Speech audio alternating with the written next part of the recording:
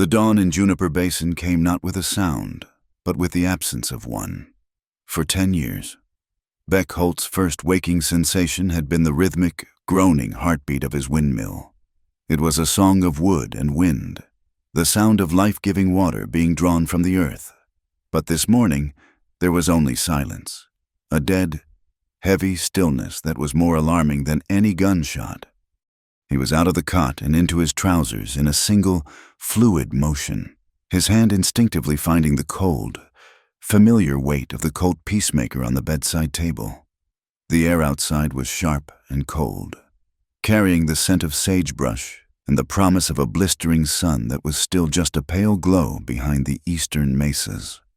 His boots crunched on the dry, gravelly earth as he moved past the small cabin, his eyes fixed on the towering silhouette of the windmill against the brightening sky. It stood there, motionless, its great wooden blades stark and still, but it was the scene at its base that made the blood freeze in his veins.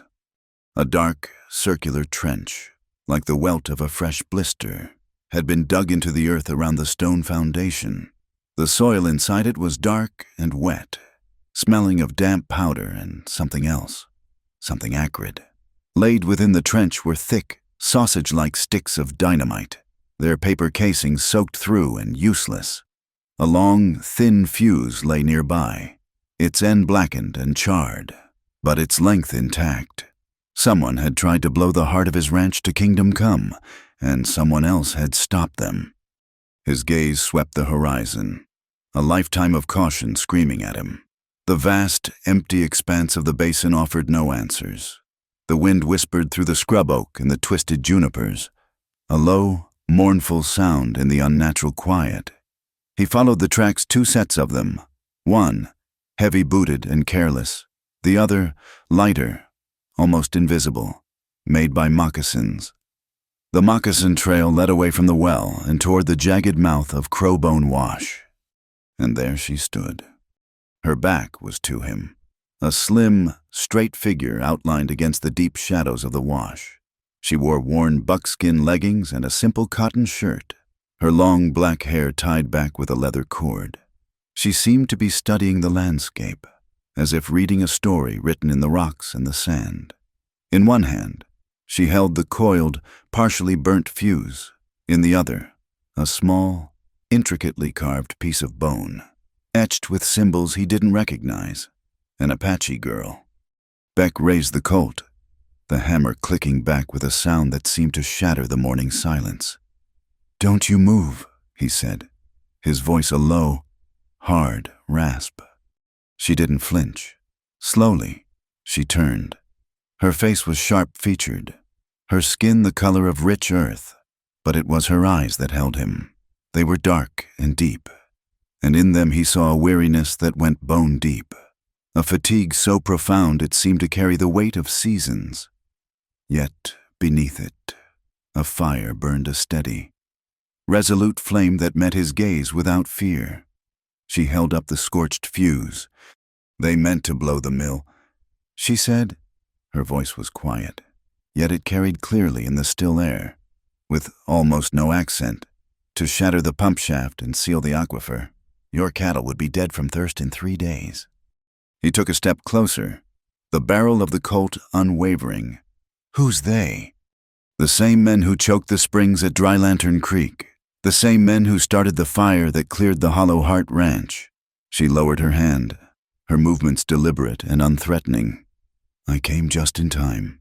I have been tracking them for months." His mind raced, suspicion warring with the undeniable evidence at his feet. Dynamite, soaked and useless. A fuse, extinguished. This stranger, this Apache girl, standing here as the sun began to cast its first golden rays across the basin.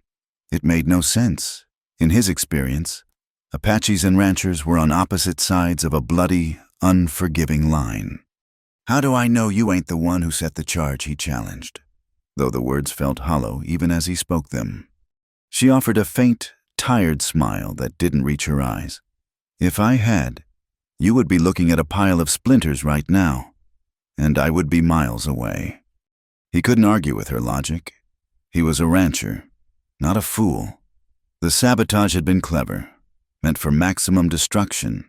The intervention had been just as clever, and perfectly timed. He slowly, reluctantly, lowered the hammer of his pistol. Though he kept it firmly in his hand, her gaze was steady, unwavering, and it was that more than anything that made him listen. It was the look of someone who had seen too much and was tired of running. "They will be back," she stated, not as a warning, but as a certainty. "Next time, it won't just be about the water." The finality in her tone sent a fresh chill down his spine, colder than the morning air.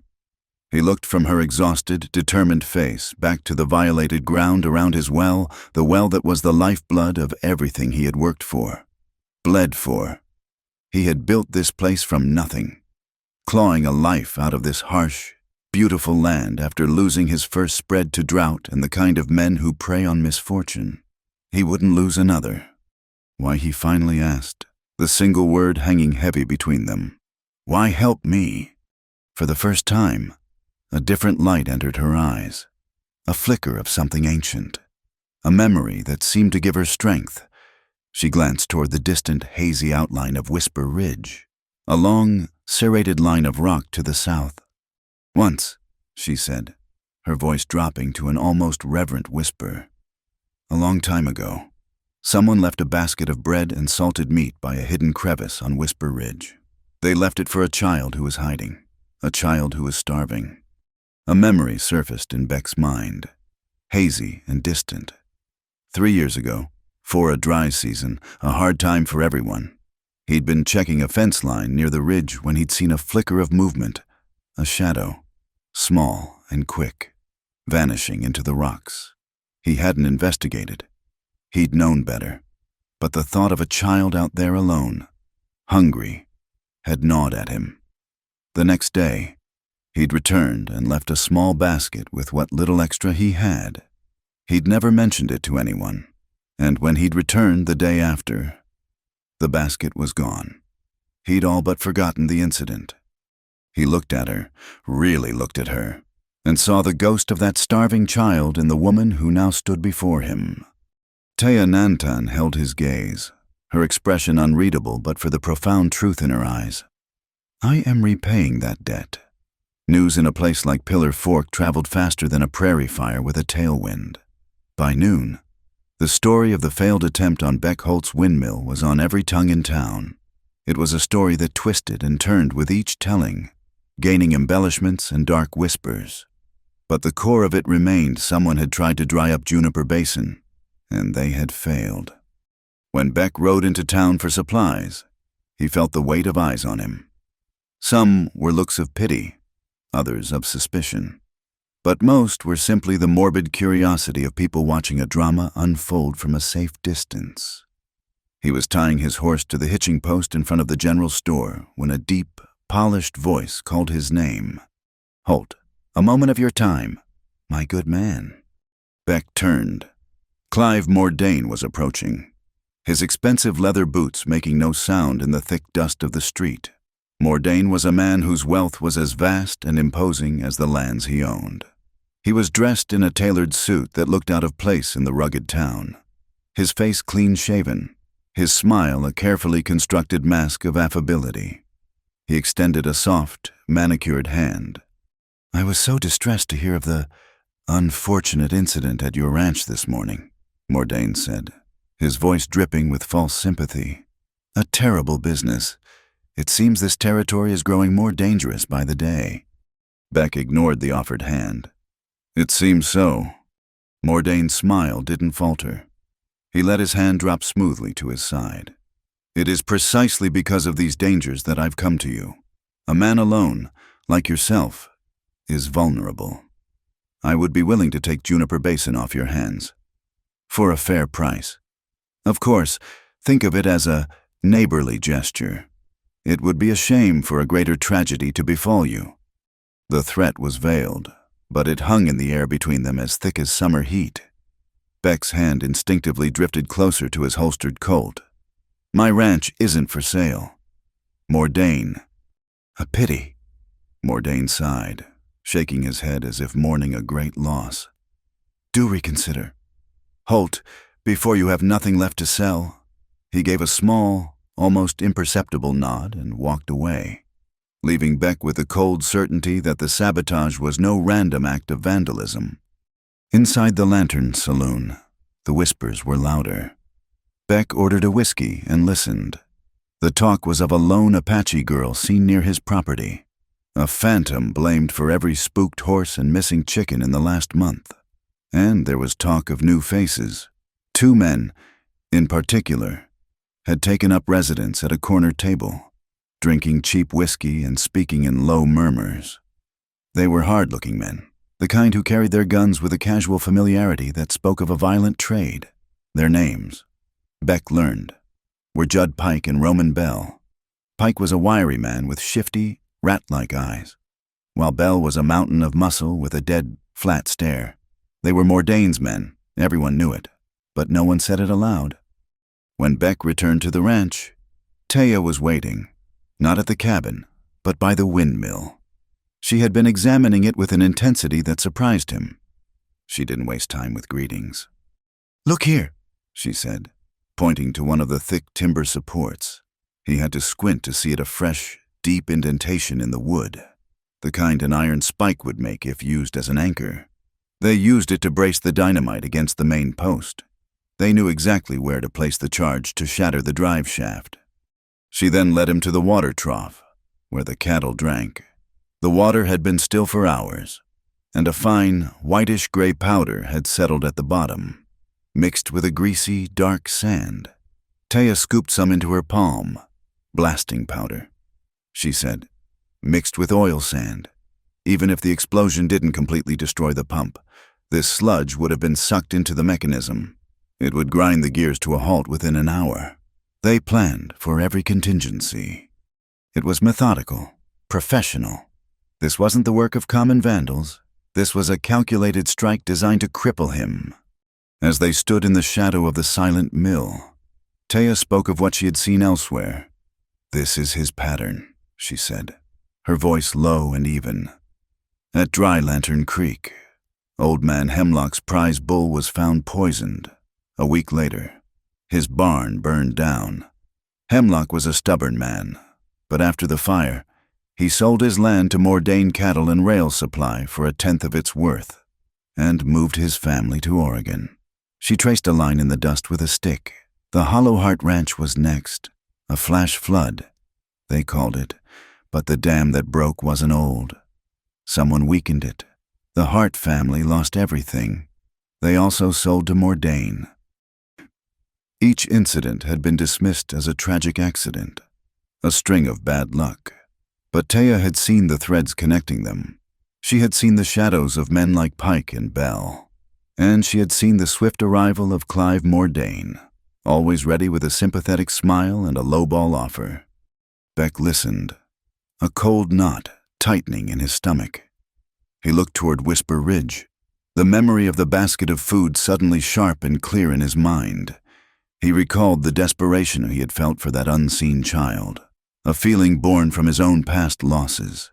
He remembered thinking that in this unforgiving land, a small act of kindness was the only thing that stood between survival and despair.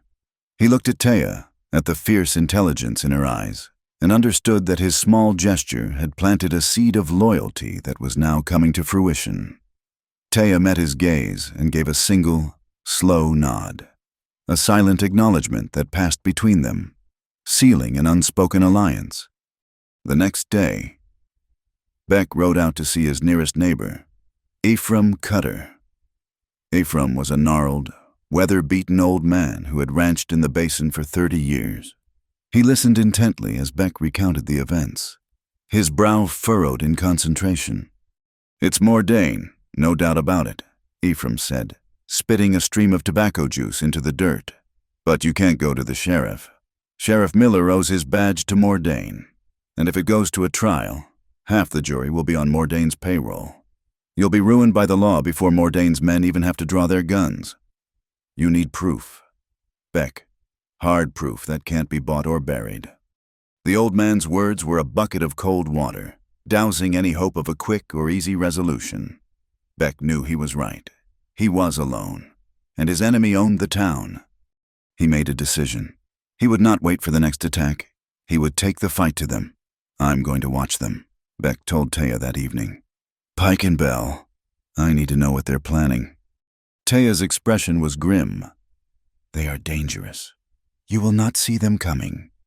"Then you'll have to be my eyes," he replied. She understood. She knew this land in a way he never could. She knew its secret paths, its hidden vantage points, its whispers and its silences. For 2 days, they shadowed the hired guns. It was Taya who led them, moving like a ghost through the rocky terrain. She guided Beck up a narrow, winding trail to a place she called Coyote Notch, a high, wind-swept ridge that overlooked the main road to Pillar Fork. From there, concealed behind a jumble of sun-bleached boulders, they could watch the town and the surrounding area without being seen. They waited. The hours passed in silence, the sun beating down on the rocks. Beck felt a grudging admiration for Taya's patience. She could remain perfectly still for what seemed like an eternity, her senses attuned to every shift in the wind, every distant sound. Late on the second afternoon, their patience was rewarded. A wagon rumbled out of town, heading for the Pillar Fork grain and freight warehouse on the outskirts. Judd Pike and Roman Bell rode alongside it. A few minutes later, another rider appeared from the direction of Mordane's sprawling ranch. It was Wes Mordane, Clive's younger brother, a man who possessed all of his brother's ambition, but none of his charm. The riders met in the shadow of the large warehouse. Beck watched through his field glasses as Wes handed a heavy, bulging leather pouch to Judd Pike. It wasn't the size of a payroll bag, but it was heavy with more than just coin. It looked to be full of documents. Pike took the pouch, and after a brief, tense exchange, the men parted ways. Wes riding back toward the ranch and the 2 hired guns heading back into town. Beck lowered the field glasses, a frustrated sigh escaping his lips.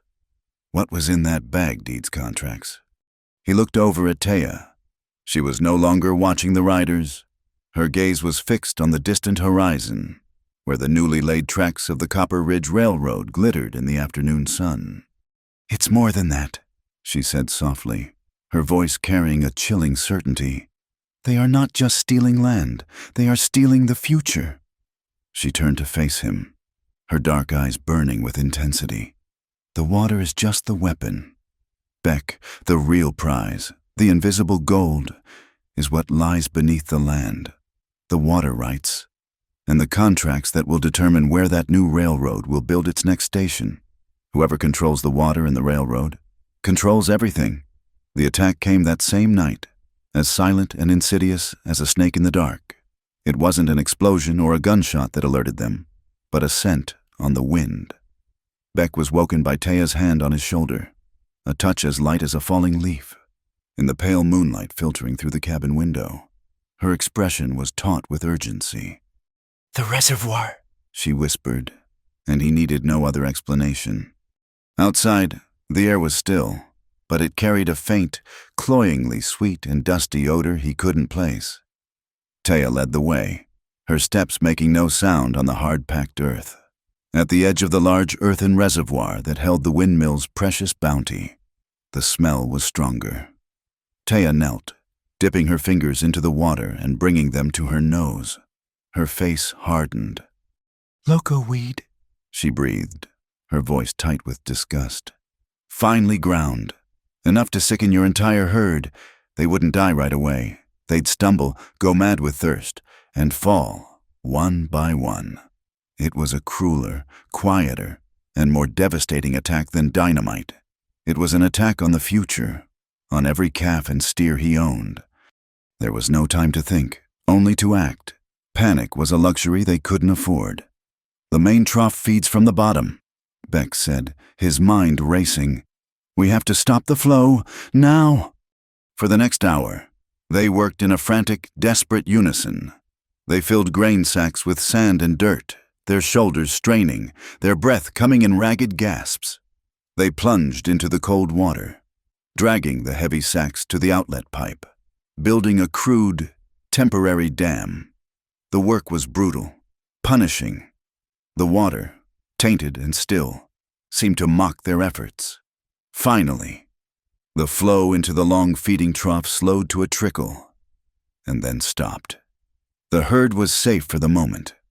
As the first hints of dawn painted the sky in shades of gray and rose, they moved the cattle. They cut the weaker ones, the pregnant heifers and young calves, from the main herd, driving the small, vulnerable group toward the relative safety of Candlebrush Creek, a small, seasonal stream a mile away. It was a slow, arduous process, but by the time the sun was fully up, the immediate danger had passed. As Beck was checking one of the calves, Taya's sharp eyes caught something in the damp sand near the reservoir's edge, where the saboteur must have stood. She knelt and picked up a small, dark object. It was a horseshoe nail, freshly made, but it was the head that was unusual. Stamped into the metal was a small, distinct letter M. "Mordane's Forge," Beck said, his voice a low growl. "He has his own blacksmith, stamps everything." It was a tiny piece of evidence, easily lost, but in Taya's hand, it felt as damning as a signed confession. Their next discovery was even more unsettling. As they were inspecting the windmill for any other signs of tampering, Taya paused, her gaze fixed on the underside of a massive crossbeam. Pinned to the wood, half hidden in a deep shadow, was another small object. It was a bone charm, carved with the same swirling, esoteric symbols as the one she had held that first morning. This one, however, felt different. It felt like a claim, a mark of ownership. Taya reached up and carefully worked it free. She held it in her palm next to the first one. "The Hollow Heart Ranch," she said, her voice barely a whisper. "After the fire, when I was searching the ruins, I found one just like this, pinned to the last standing gatepost." Later that day, inside the cabin, Taya took out a piece of charcoal and a spare sheet of paper Beck used for tallying his stock. She began to draw a map of the region from memory, with precise marks. She located Dry Lantern Creek, the Hollow Heart Ranch, and now Beck's windmill. Beside each location, she drew the symbol from the charm. "Look," she said, her finger tracing a line. "Each location is a natural wind catch. At Hollow Heart, placing the charm on the gatepost meant any fire started upwind would be funneled directly toward the main barn. Here, an explosion would have sent shrapnel flying in the direction of your cabin, carried by the prevailing night breeze. This is not random violence. It is a plan, a blueprint for destruction, designed by someone who knows the desert, who reads the wind as well as you read a brand." A cold fury settled over Beck. It was a familiar feeling, the same helpless rage he'd felt when he'd lost his first ranch. "That's it," he said, pushing himself to his feet and reaching for his gun belt. "I'm riding into town. I'm going to find Pike and Bell and get the truth out of them." "No," Taya said, stepping in front of him. Her small frame was no physical match for his, but the force of her will was enough to make him pause. "That is what they want.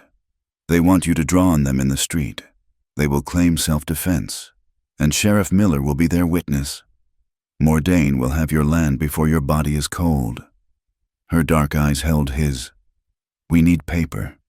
Beck, we need their plans, their contracts. If this is only about guns, we will lose in a courtroom long before we lose in a gunfight." Her logic was infuriating and undeniable. He slowly unbuckled the gun belt and threw it onto his cot. He was a rancher, not a strategist, and he was being drawn into a game where the rules were written by his enemy. The next time he went to Pillar Fork, the whispers had changed. The story of the Apache girl was no longer a vague rumor. It had been given a new, poisonous narrative. People now said that Beck Holt was under the spell of a native witch, that she was the one sabotaging his ranch, driving him to ruin so she could claim the land and its water for her people. It was a vicious, calculated lie, designed to isolate him completely, to turn his neighbors against him and paint him as a fool or a traitor. Mordane wasn't just attacking his property. He was attacking his name, his place in the community. That evening, a rider approached the ranch under the cover of darkness. It was Ephraim Cutter. He dismounted stiffly and met them away from the lamp-lit windows of the cabin. "The talk in town is getting ugly." "Beck," the old man said, his voice low. "Mordane's spreading this poison himself, buying rounds at the saloon and talking about the dangers of trusting outsiders. You're on your own." He paused, looking from Beck to Taya. "Almost on your own. There's someone you need to see. Her name is May Doolin. She runs the Desert Star Weekly. She's got more sand than any 10 men in this county. And she hates Mordane, but she's careful. Meet me behind the livery stable tomorrow, an hour after sundown." The meeting with May Doolin took place in the cramped, cluttered back room of her newspaper office, which smelled of ink, lead, and hot metal. She was a woman in her late 40s, with streaks of gray in her tightly bound hair and intelligent, assessing eyes that missed nothing.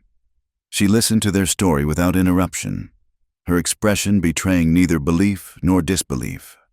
When they had finished, she leaned back in her chair. "It's a good story," she said, her voice dry. "But it's just that, a story. I can't print rumors about poisoned wells and bone charms. I'll be sued for libel. And Mordane will own this press in a week. I need proof, documents, something with a signature on it." Beck's shoulders slumped. It was the same dead end. "There is a ledger," May continued, leaning forward, her voice dropping. "Wes Mordane is a fool when he's drunk. A few weeks ago, he was in here, boasting to one of my typesetters about his brother's genius. He talked about the water charter ledger. It's the official county record of all underground water rights. Wes said his brother had amended it. He said the ledger is kept in the big Bicknell safe at the county treasury. But he also said something else." She paused for effect. "He said the only key is not held by the county clerk. Clive Mordane keeps it in a wall safe in his own house." A path forward suddenly appeared, a narrow, treacherous trail through the darkness. Beck and Taya looked at each other, the same audacious thought sparking between them. Taya was the first to speak. "The Founders' Jubilee is next week," she said quietly. "The whole town will be in the square. The parade, the fireworks. The guards at the treasury will be distracted." May Doolin's eyes widened slightly. "You're talking about a 2-stage robbery, breaking into Mordane's house for the key, then the treasury for the ledger. It's insane." "It's our only chance," Beck said. The sheer audacity of it appealed to him, a way to fight back on his own terms. "If you can get me a copy of a page from that ledger," May said, a glint of excitement in her eyes. "Something showing a fraudulent transfer. I'll print a special edition that will blow this county wide open." They agreed. The plan was set, a delicate, dangerous piece of clockwork. As they prepared to leave, Beck turned back to Taya in the darkened alley behind the print shop. "There's one condition," he said, his voice low and serious. "If something goes wrong, if we get caught, you run. You don't look back. Your priority is to get the proof to May, no matter what. Understood?" He was offering himself as the distraction, the sacrifice. If it came to that, the truth was more important than his freedom. Taya looked at him for a long moment, the flickering gaslight from the street casting shadows across her face. Her expression was solemn, her gaze deep and searching, as if weighing the cost of his words. "Finally," she gave a slow, deliberate nod. "We live by water," she said, her voice imbued with a quiet power that seemed to draw strength from the very earth beneath their feet. "But the truth is what will save this land." The night of the Founders' Jubilee descended on Pillar Fork not as a quiet blanket of darkness, but as a riot of sound and light. A brass band blared off-key patriotic tunes in Cotton Root Square, their notes punctuated by the sharp crackle and boom of fireworks that painted the sky in fleeting bursts of red and gold. A parade of ranchers and merchants snaked down the main street, their wagons festooned with ribbons, the clatter of their wheels and the cheers of the crowd providing a perfect symphony of distraction.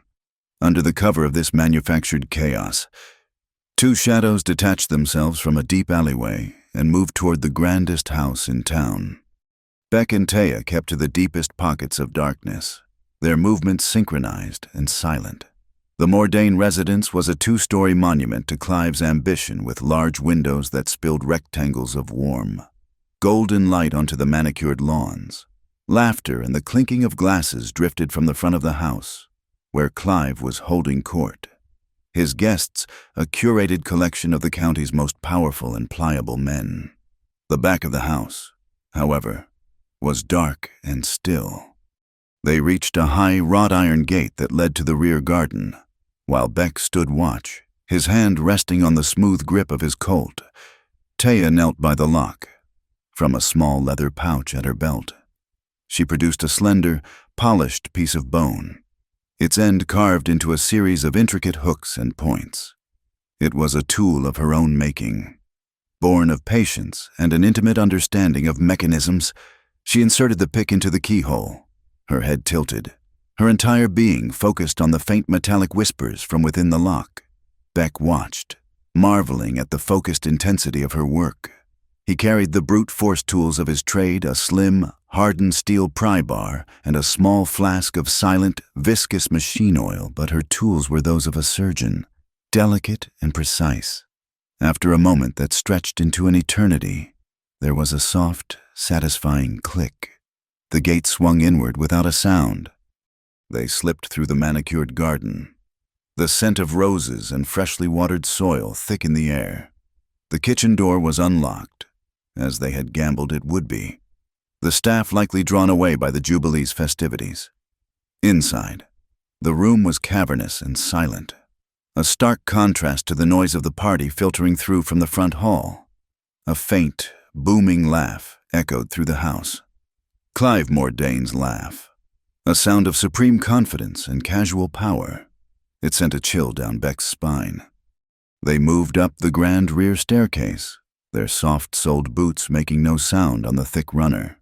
The second floor was a long, dimly lit hallway lined with closed doors. Taya led them directly to a room at the far end, the study. It was a room steeped in the smell of leather-bound books, old paper, and cigar smoke. One wall was dominated by a floor-to-ceiling bookshelf, filled with volumes that looked as though they had never been opened. Taya ran her hands lightly over the spines of the books, her fingers searching. She stopped at a thick tome on railroad law, and instead of pulling it, she pressed it inward. There was a low groan of well-oiled machinery, and a section of the bookshelf swung away from the wall, revealing the flat, dark steel door of a wall safe. Beck produced his pry bar, but Taya shook her head. She knelt before the safe, placing her ear against the cold metal of the dial. She began to turn it, slowly, deliberately. Beck watched, his muscles coiled with tension.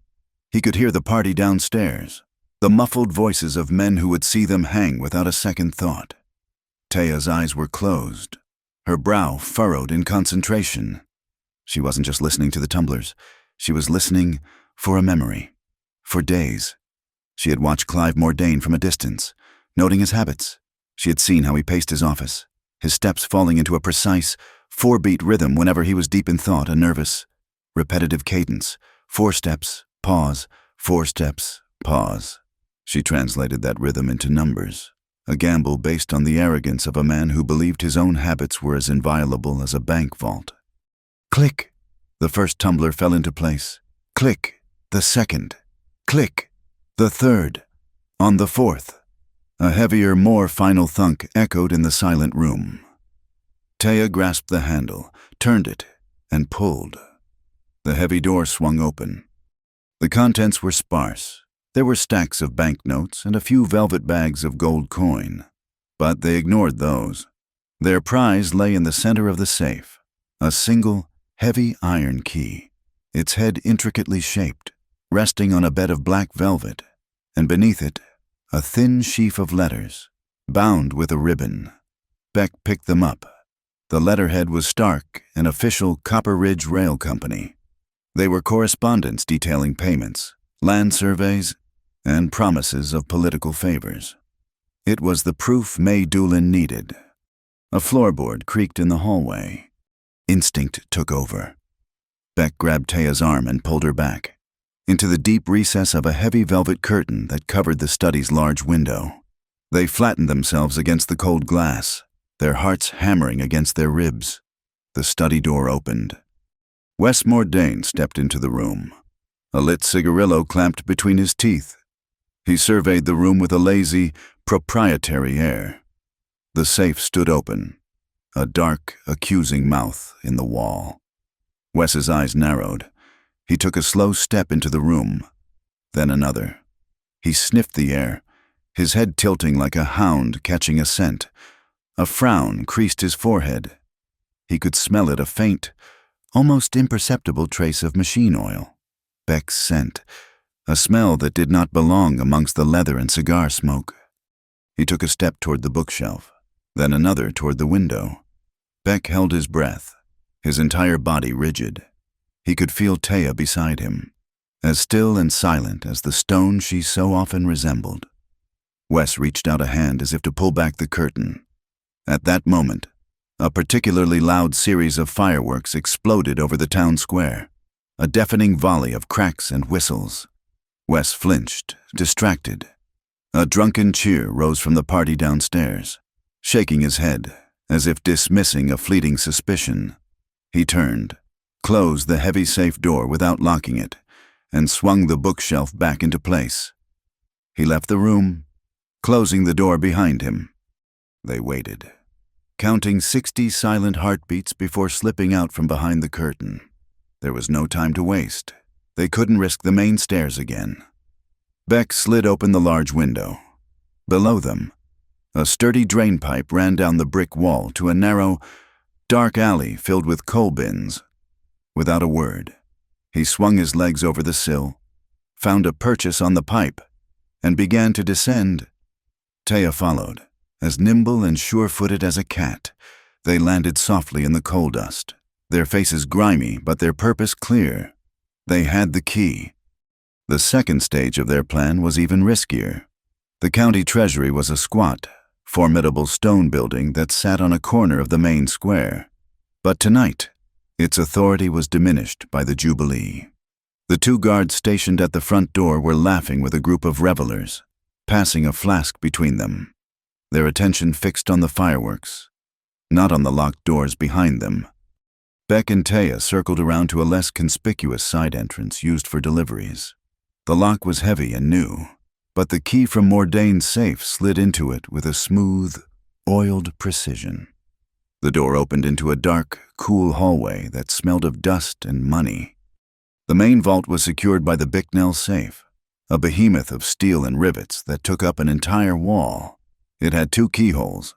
The county clerk held the first key. Mordain, as they now knew, held the second, overriding master key. Beck inserted the iron key. It took all his strength to turn it, and the mechanism groaned in protest before a deep, resounding clang echoed in the silence. He and Taya put their shoulders to the massive door and pushed it open. Inside, the air was stale and cold.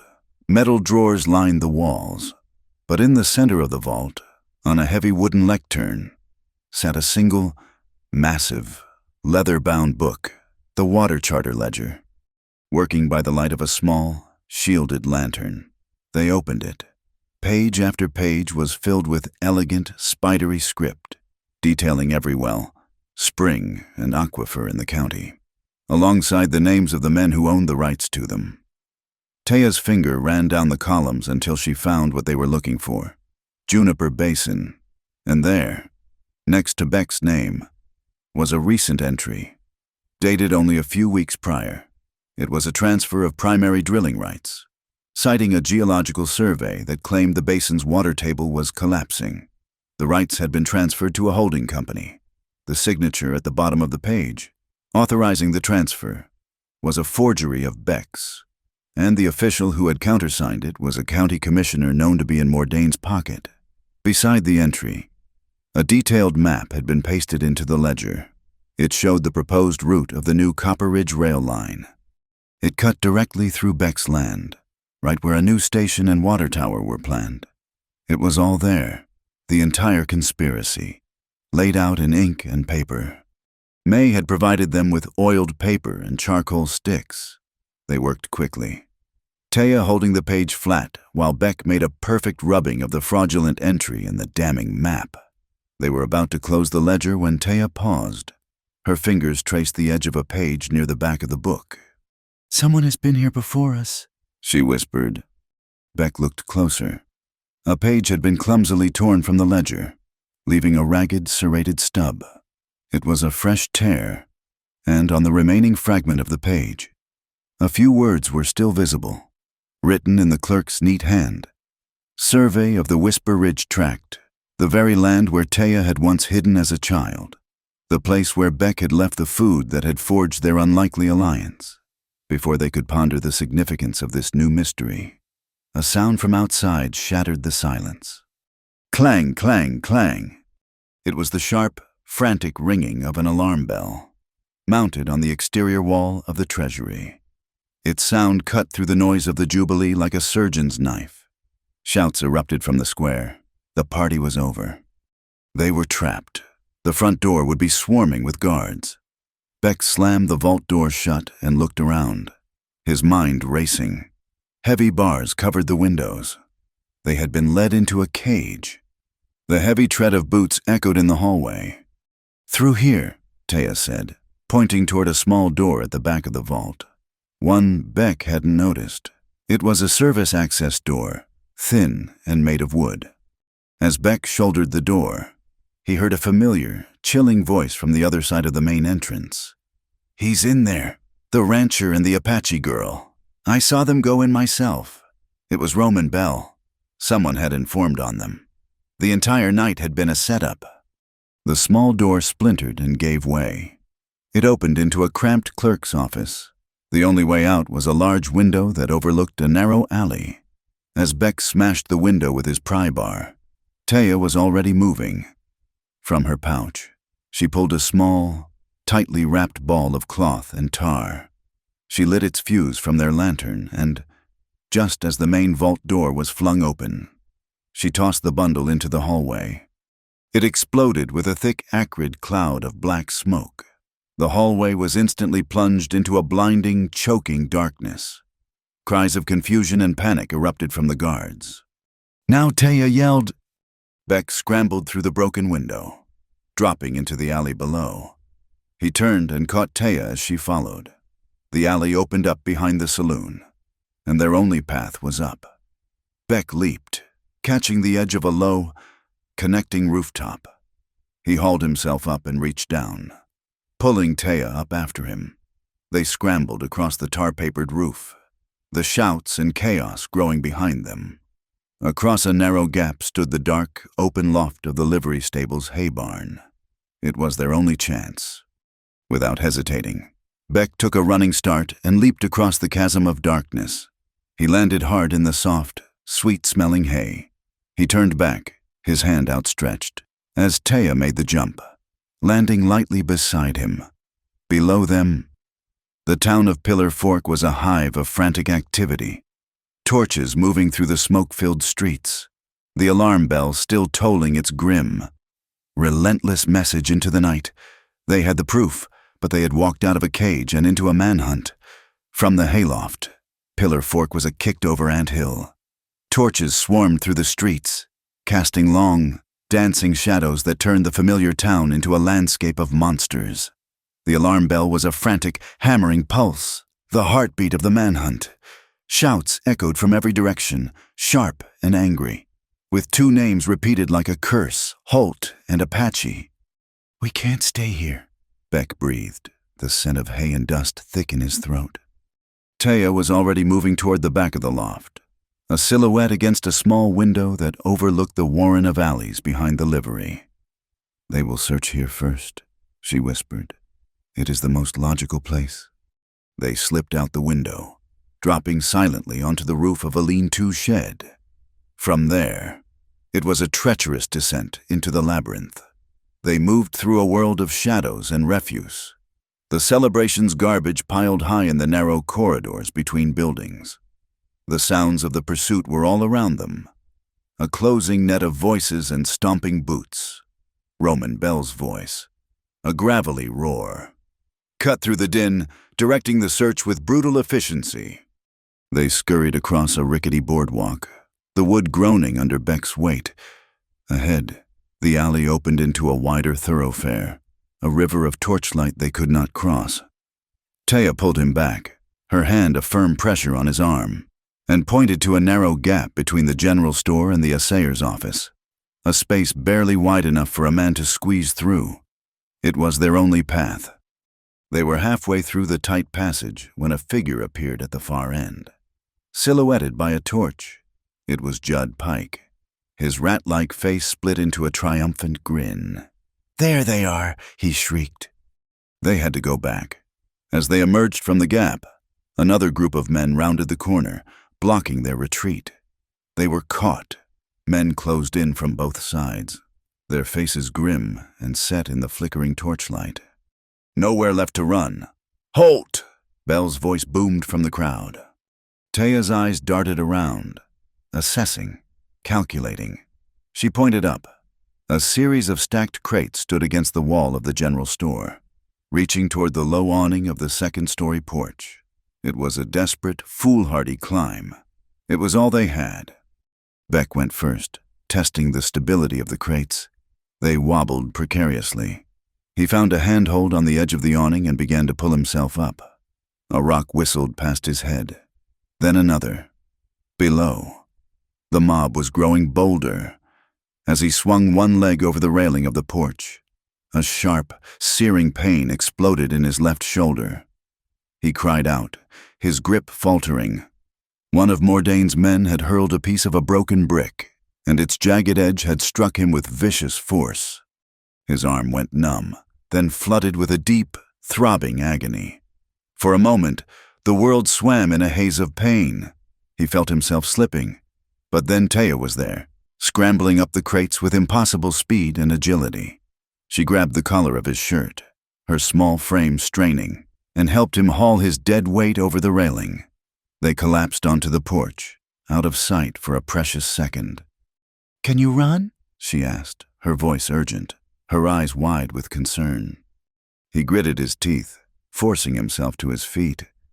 "I have to—" They ran along the length of the porch, then leaped across the narrow gap to the roof of the adjacent building.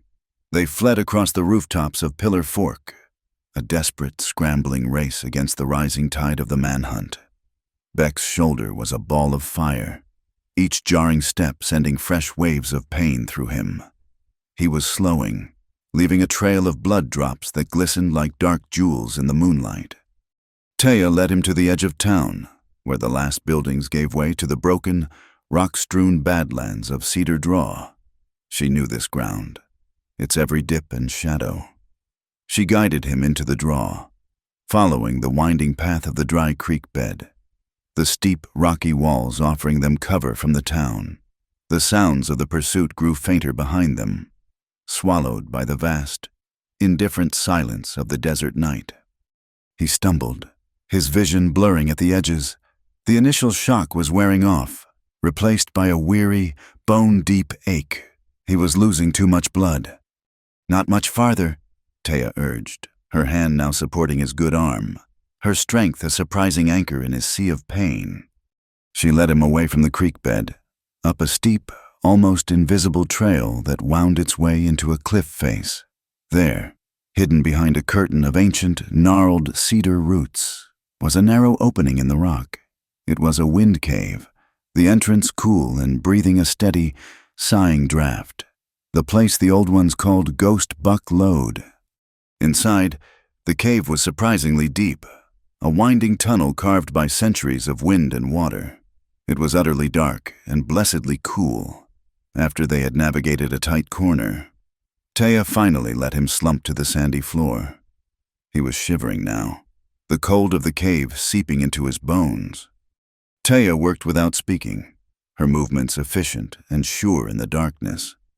She gathered a small pile of dry, resinous wood from a sheltered recess in the cave wall, the kind that would burn hot and with almost no smoke. With a spark from her flint and steel, a tiny flame blossomed, casting their two figures in a warm, flickering light. Only then did she turn her full attention to his shoulder. "Let me see," she said, her voice soft but firm. He gritted his teeth as she carefully cut away the blood-soaked fabric of his shirt. The wound was ugly, a deep, ragged gash where the brick had torn through muscle. Taya's breath hissed in through her teeth. She left the fire and disappeared into the darkness of the cave for a moment, returning with the fleshy leaf of a yucca plant. She split it with her knife and squeezed the thick, clear sap directly into his wound. It stung like fire, and Beck clenched his jaw to keep from crying out. "It will clean the wound," she explained, her focus entirely on her task. Then, without hesitation, she took the hem of her own simple cotton shirt and ripped a long, clean strip from it. Her hands trembled slightly as she began to wrap the makeshift bandage around his shoulder. But her touch was steady, her knots firm and sure. The brief, warm contact of her fingers against his skin sent a jolt through him that had nothing to do with the pain. In that moment, he was acutely aware of their proximity, of the shared silence of the cave, of the profound debt he owed the woman tending to his wound with a piece of her own clothing. When she was finished, she sat back on her heels, the firelight catching the deep weariness in her eyes. The wind sighed at the mouth of the cave, carrying with it the clean, earthy smell of distant rain. For a long time, neither of them spoke. The small, smokeless fire crackled and popped, a tiny beacon of life in the ancient stone. "This isn't the first time I've been run off my own land," Beck said finally, his voice a low, gravelly rasp. He stared into the flames, seeing not the flickering wood, but the ghosts of his past. "My first ranch, over in the San Pedro Valley. I built it from nothing. Just a one-room sod house and a good well. But the rain stopped coming, the well went dry, the cattle grew thin. Then they started to die." He paused, the memory still a raw, open wound. Then the speculators came, men like Mordain, dressed in fine suits, smelling of money. They offered me pennies for my land, talking about the drought as if it were a permanent act of God. I held on as long as I could. I watched everything I'd built turn to dust. In the end, I had to sell. I saw one of them a year later. He told me they'd brought in a steam-powered drill, went down another 100 feet, and hit an aquifer so big you could float a riverboat in it. They knew the water was there all along. They just waited for me to break. Taya listened, her expression unreadable, but her stillness was a form of empathy more profound than any words. When he fell silent, she looked down at the bone charm she still carried, turning it over and over in her fingers. "My family did not have a ranch," she said, her voice so quiet it was almost carried away by the wind. "We had a camp in a small, hidden canyon near the Gila River, a place of shelter, a place of peace." She stared into the fire, her eyes seeing a different blaze, one from long ago. There was a dispute, over land, over grazing rights. It was with a cattleman who said we were on his territory. We were not, but he did not care. One night, his men came. They did not ride into our camp. They set fire to the dry brush at the canyon mouth. The wind was strong that night. It turned our home into a furnace. Her voice was flat, stripped of all emotion, which only made her words more devastating. "I was away, checking trap lines. When I saw the smoke, I ran, but I was too late. The canyon was an inferno. There was nothing left, no one left." She closed her hand around the charm. "I found this in the ashes, near where my mother's lodge had been. It was all that remained." The silence that followed was filled with the weight of their shared histories, of two different lives scarred by the same brand of ruthless greed. They were two survivors, adrift in a hostile world, who had found a temporary harbor in this hidden cave. Beck looked at her, at the immense strength and the immense pain contained within her slender frame, and was overwhelmed by a sudden, powerful wave of emotion. He saw the starving child on Whisper Ridge, the fierce protector at his windmill, the skilled healer by his side. Taya looked up, her gaze meeting his in the firelight, As if sensing the turmoil inside him, she leaned forward, her movement slow and deliberate, and rested her forehead against his. The touch was electric, a current of shared understanding, of shared grief that passed between them. Her skin was cool against his feverish one. "Do you regret it?" she whispered, her breath warm against his cheek. "Trusting me?" He closed his eyes, the simple, honest question cutting through his pain and anger. "No," he answered, his voice thick with an emotion he couldn't name. He opened his eyes, looking directly into hers. "I regret letting you fight this alone for so long." A shudder passed through her.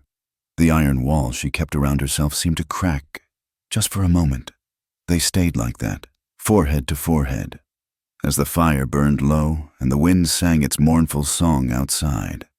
The cold was beginning to creep back into the cave.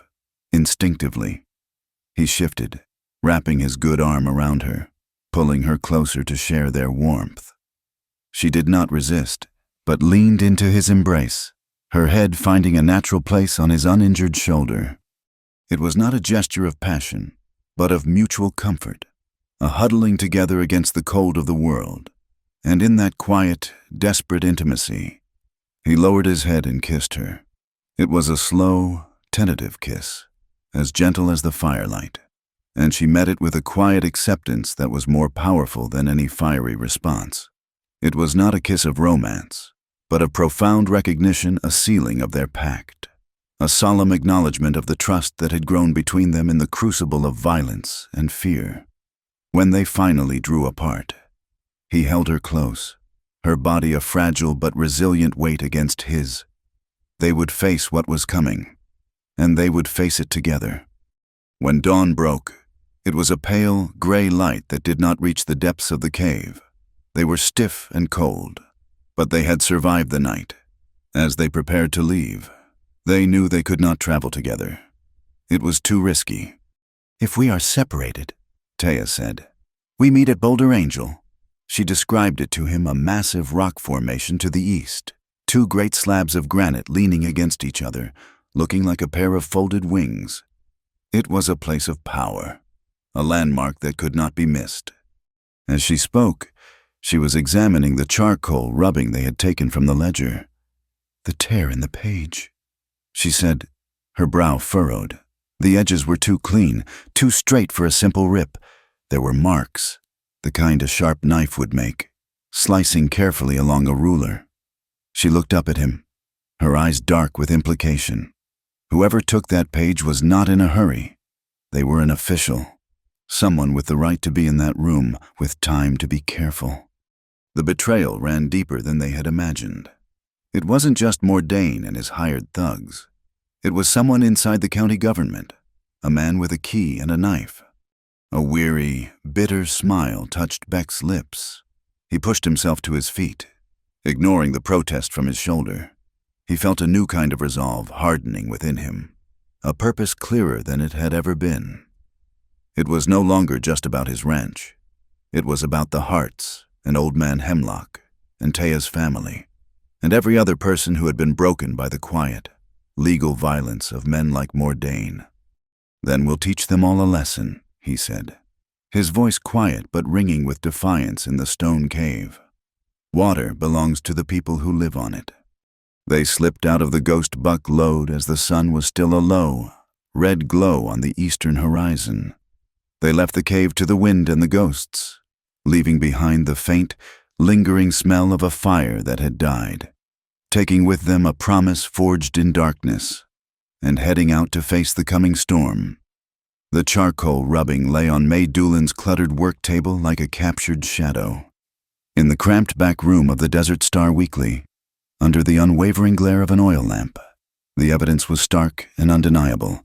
The fraudulent transfer, the forged signature, the map that rerouted the future of the entire basin. It was a declaration of war written in clerical ink. Beck and Taya stood in silence as May examined the oiled paper, her sharp, intelligent eyes missing nothing. The scent of lead type and chemical fixer hung heavy in the air, the smell of truth waiting to be born. "This is it," May said, her voice a low, steady hum of controlled excitement. "This is the cannonball I've been waiting to fire." She looked up at them, her expression deadly serious. "But a cannonball is useless without a firm piece of ground to fire it from. I can print this, but Mordain will call it a fabrication, a forgery of my own making. I need a witness, a name, someone the town respects, who can attest to the lies on which this is built." The answer came the next morning, not from a politician or a lawman, but from the cracked, dusty earth itself. Beck and Taya found Ephraim Cutter checking the water level in his century-old well, a task he performed with the religious regularity of a monk. The well, dug by his grandfather, was a living record of the basin's health. Beck laid out the situation, explaining what May needed. Ephraim listened, his gnarled hands resting on the cool, worn stone of the well's rim. He stared down into the darkness as if it held the answers. "Heard tell of Mordain's geologist saying the water table was dropping," Ephraim said, his voice a dry rasp. "Said this whole basin was drying up. A lie." He spat a stream of tobacco juice into the dust.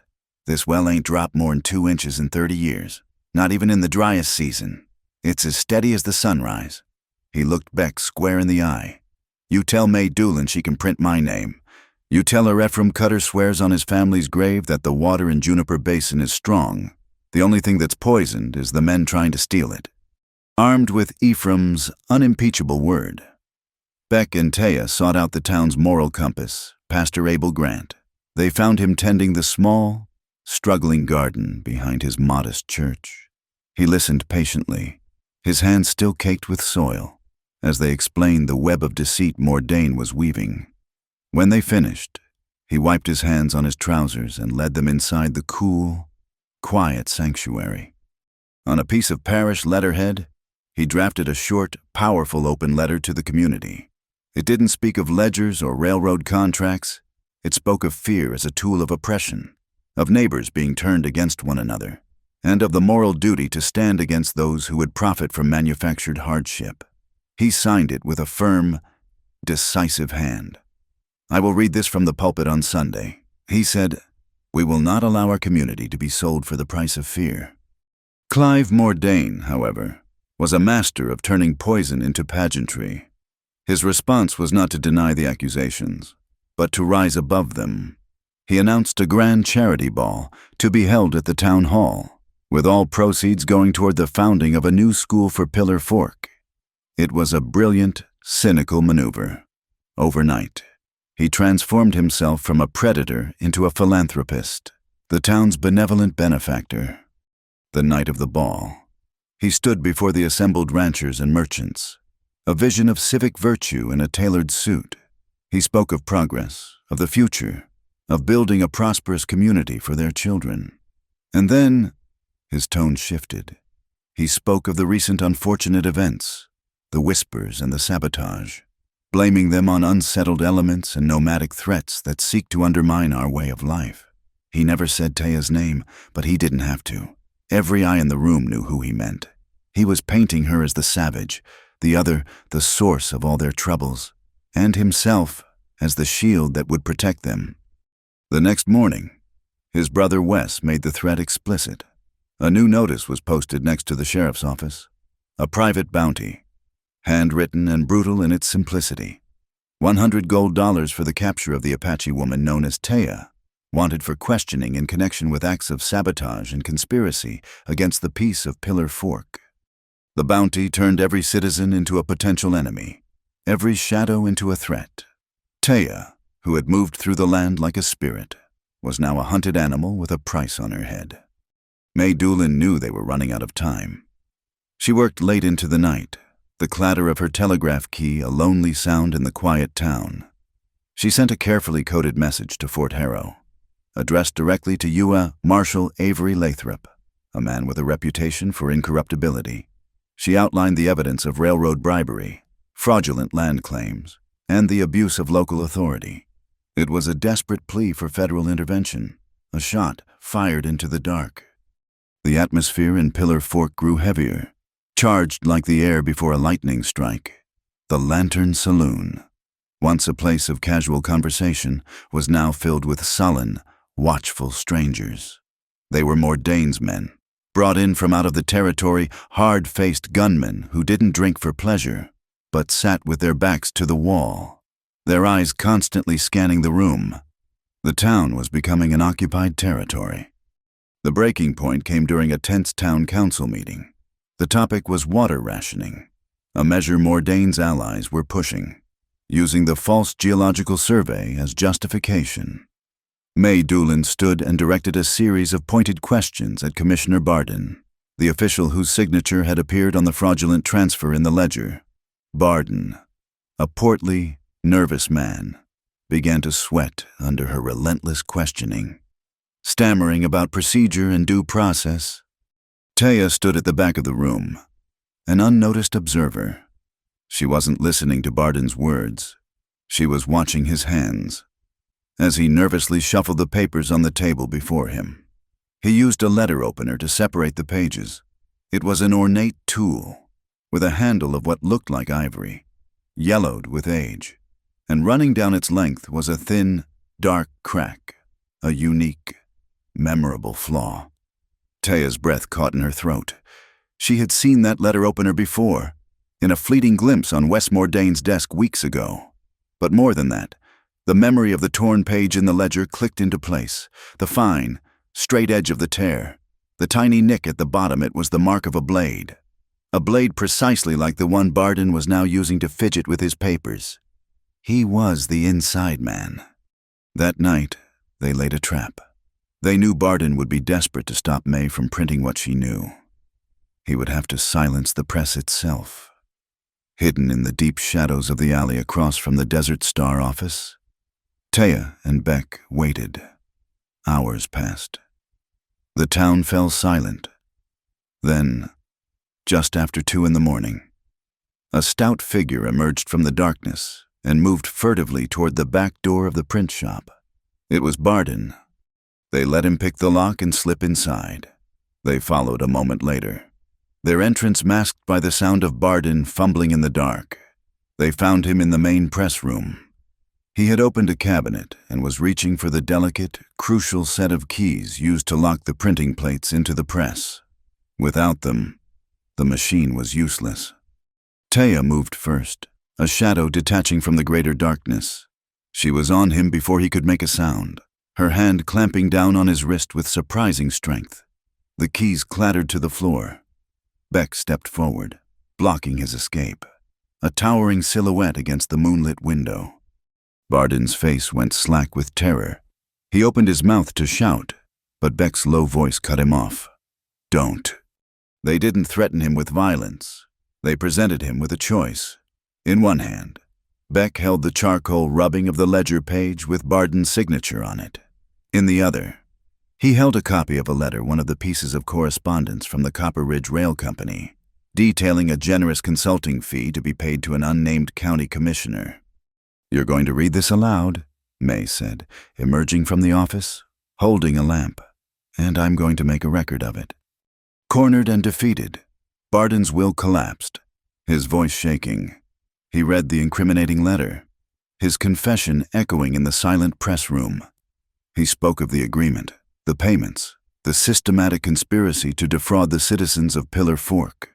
As he spoke, May was already at work, her hands flying across a fresh zinc plate, using a sharp stylus to etch his spoken words, a direct transcription of his confession, into the metal. It was a damning, irrefutable deposition, witnessed and recorded. The next morning, as the sun rose over the basin, the Desert Star Weekly hit the streets. May and her typesetter had worked through the night. The headline was 4 words. Printed in the largest type the press could manage, "Water and Rail Who is Stealing the Desert." Below it was the full story, the reproduction of the ledger, Ephraim Cutter's sworn testimony, Pastor Grant's letter, and a full, scathing account of Commissioner Barden's confession. At first, people took the paper out of simple curiosity. Then, a hush fell over the main street. Men and women stood in small, silent groups, reading. The silence grew. spreading from the general store to the saloon. It was the silence of dawning realization, of a community waking up to the full scale of the betrayal. Clive Mordane's fury was immediate and absolute. He rode into town, flanked by Sheriff Miller and a dozen of his gunmen. He strode directly to the Desert Star office, a warrant in his hand. "May Doolin," Sheriff Miller announced, his voice lacking any conviction. "You are under arrest for inciting a riot and publishing seditious libel." But as his men moved to seize her, something unexpected happened. The town blacksmith, a bear of a man with soot on his face, stepped out of his shop and stood in front of the newspaper office door. He held nothing but a heavy hammer in his hand. Then Ephraim Cutter appeared, his old shotgun held loosely in the crook of his arm. He stood beside the blacksmith.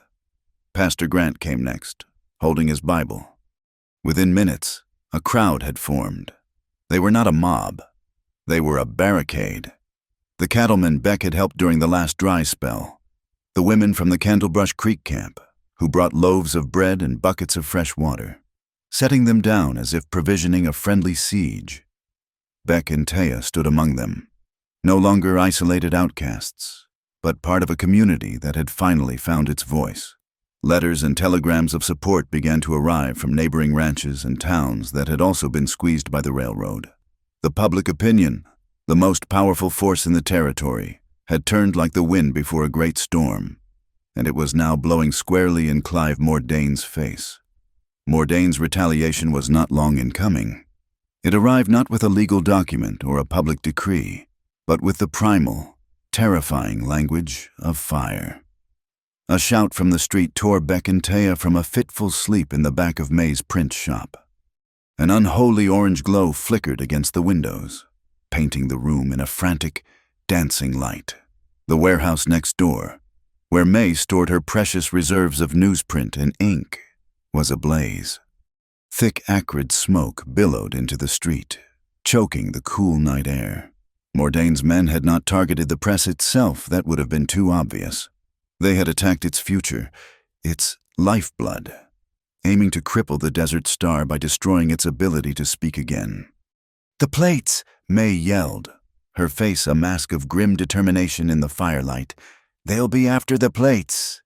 The original zinc etchings of Barden's confession and the fraudulent ledger page were the heart of their evidence.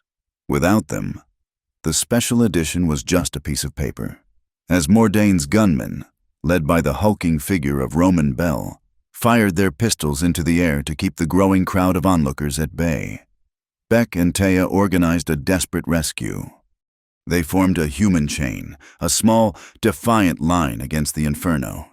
The blacksmith, his face streaked with soot, used his hammer to smash the lock on the warehouse's rear door. Inside, the heat was a physical blow, a wall of suffocating air and roaring flame. Beck, Taya, May, and Ephraim plunged into the smoke, their eyes streaming, their lungs burning. They found the heavy zinc plates on a workbench, already hot to the touch. They passed them hand to hand, a frantic relay, snatching the truth from the fire's greedy jaws. Beck, his injured shoulder screaming in protest, passed a plate to Taya, who passed it to Ephraim, who shoved it through the back door into May's waiting hands. They were a small, coughing, determined engine, saving the recorded word from the chaos. And then the sky broke open. A sudden, violent gust of wind tore through the town, carrying the first heavy, fat drops of rain. The first storm of the season had arrived, a wild, untamed force of nature. The rain came down in a torrential, hissing sheet, turning the thick dust of the street into a slick, treacherous mud. The fire, which had been roaring with triumph moments before, fought a losing battle against the deluge. It sputtered, hissed, and finally succumbed, leaving behind a smoldering, blackened skeleton of a building. The rain had saved them from the fire, but it brought a new danger. With a deafening groan, the fire-weakened roof of the warehouse collapsed inward in a shower of sparks and blackened timber. In the ensuing chaos, Roman Bell laid down a barrage of covering fire, the shots echoing like thunderclaps in the storm, shielded by the gunfire. Judd Pike darted from the shadows and lunged into the ruined building. "He's going for the plates we missed," Mace shouted over the din. Beck didn't hesitate. He charged into the open courtyard between the print shop and the ruined warehouse, the rain plastering his hair to his forehead. Roman Bell turned to meet him, a cruel smile twisting his lips. The courtyard was a treacherous field of slick bricks and muddy puddles. The two men circled each other like bull elephants, their breath misting in the cold, rain-soaked air. Bell lunged, his massive fists swinging. Beck ducked under the blow, his boots sliding on the wet brick. He came up inside Bell's guard, driving his good shoulder hard into the bigger man's gut. The air whooshed out of Bell, but he was built like a stone wall. He grunted and brought his arms down, trying to crush Beck in a bear hug. They grappled, slipping and sliding in the mud. A brutal, primitive struggle of strength and leverage. Bell's hand clawed for the pistol tucked in his belt. Beck saw the move. With a desperate surge of strength, he shoved Bell backward, toward the hulking, inert form of the printing press that had been partially dragged into the yard. Bell stumbled, his back slamming into the machine, a heavy, greasy drive chain, dislodged in the chaos, swung down like a pendulum. Beck grabbed it. It was heavy, unwieldy, but it was a weapon. He swung the chain in a low, vicious arc. It wrapped around Bell's gun hand with a sickening crunch of metal and bone. Bell roared in pain, his fingers spasming open. The pistol fell into the mud. Before the giant could recover, Beck drove a hard fist into his jaw. And Roman Bell, the enforcer, the unbreakable mountain, crumpled to the ground, unconscious. Meanwhile, Taya had pursued the quicker, more slippery prey. She followed Judd Pike as he scrambled through the wreckage of the warehouse and out into a narrow back alley. The alley was a river of mud and filth, the rain turning it into a treacherous slide. Judd, panicked and clumsy, ran with no thought for his footing. He was halfway down the alley when his feet went out from under him. He landed hard in the muck with a yelp, and something flew from his coat pocket, landing with a soft splash in a puddle. Taya was on him in an instant, her knife a cold promise against his throat. But her eyes were fixed on the object in the puddle. It wasn't a weapon or a coin purse. It was a key, but not a metal one. It was attached to a flat, rectangular piece of wood. A tag, the kind used to label rooms or properties. As Judd lay trembling beneath her, Taya reached down and plucked it from the water. The letters were crudely carved but perfectly clear. Whisper Ridge Tract. In that moment, the world seemed to fall silent. The roar of the storm, the shouts of the townsfolk, the throbbing pain in her own tired muscles, it all faded away. The torn page from the ledger, the secret survey, the land where she had hidden as a child. It all crashed together in her mind with the force of a revelation. It had never been about just Beck's ranch. His property was merely a barrier, a single piece on the board. The true prize, the ultimate goal of the entire conspiracy, was the Whisper Ridge Tract itself, and the immense, untapped aquifer that lay beneath it. Beck, breathing heavily, joined her in the alley. He saw the key in her hand, saw the look of sudden, dawning horror on her face. "Taya, what is it?" "Whisper Ridge," she breathed, her voice filled with a terrible understanding. "It's the source, the headwaters of the entire Juniper Aquifer. If Mordain controls that land, he doesn't need to blow up your windmill or poison your reservoir." A final, terrible piece of the puzzle locked into place in Beck's mind. He could install a steam pump. He finished, the words tasting like ash. A big one. He could suck the entire basin dry from a single spot, and no one would be able to do a thing about it. Every other ranch here would turn to dust. They turned their attention to the whimpering Judd Pike. Beck hauled him to his feet, his face a mask of cold fury. "Who gave you this key?" "Pike, who are you working for?" Pike was a coward to his core, pinned between Beck's rage and Taya's silent, deadly promise. He broke, It wasn't just Mordain, he stammered, his eyes wild with terror. He takes his orders. 2, from the real boss. The shadow boss? He calls him the contractor from Copper Ridge Rail. They want the water for their new depot. Before they could press him further, a new sound cut through the storm, the rhythmic, powerful drumming of a dozen horses approaching at a canter. A column of riders emerged from the darkness, their blue coats in steady discipline a stark contrast to the chaotic mob of townsfolk. At their head was a tall, broad-shouldered man with a weathered face and calm, steady eyes. A silver star was pinned to his coat. "That's enough," the man's voice boomed. Clear and authoritative, easily cutting through the noise. "I am U.S. Marshal Avery Lathrop. This town is now under federal jurisdiction." Lathrop's arrival was a thunderclap of a different kind. He moved with an air of absolute authority, his deputies fanning out, quietly and efficiently restoring order. But the situation was still a powder keg.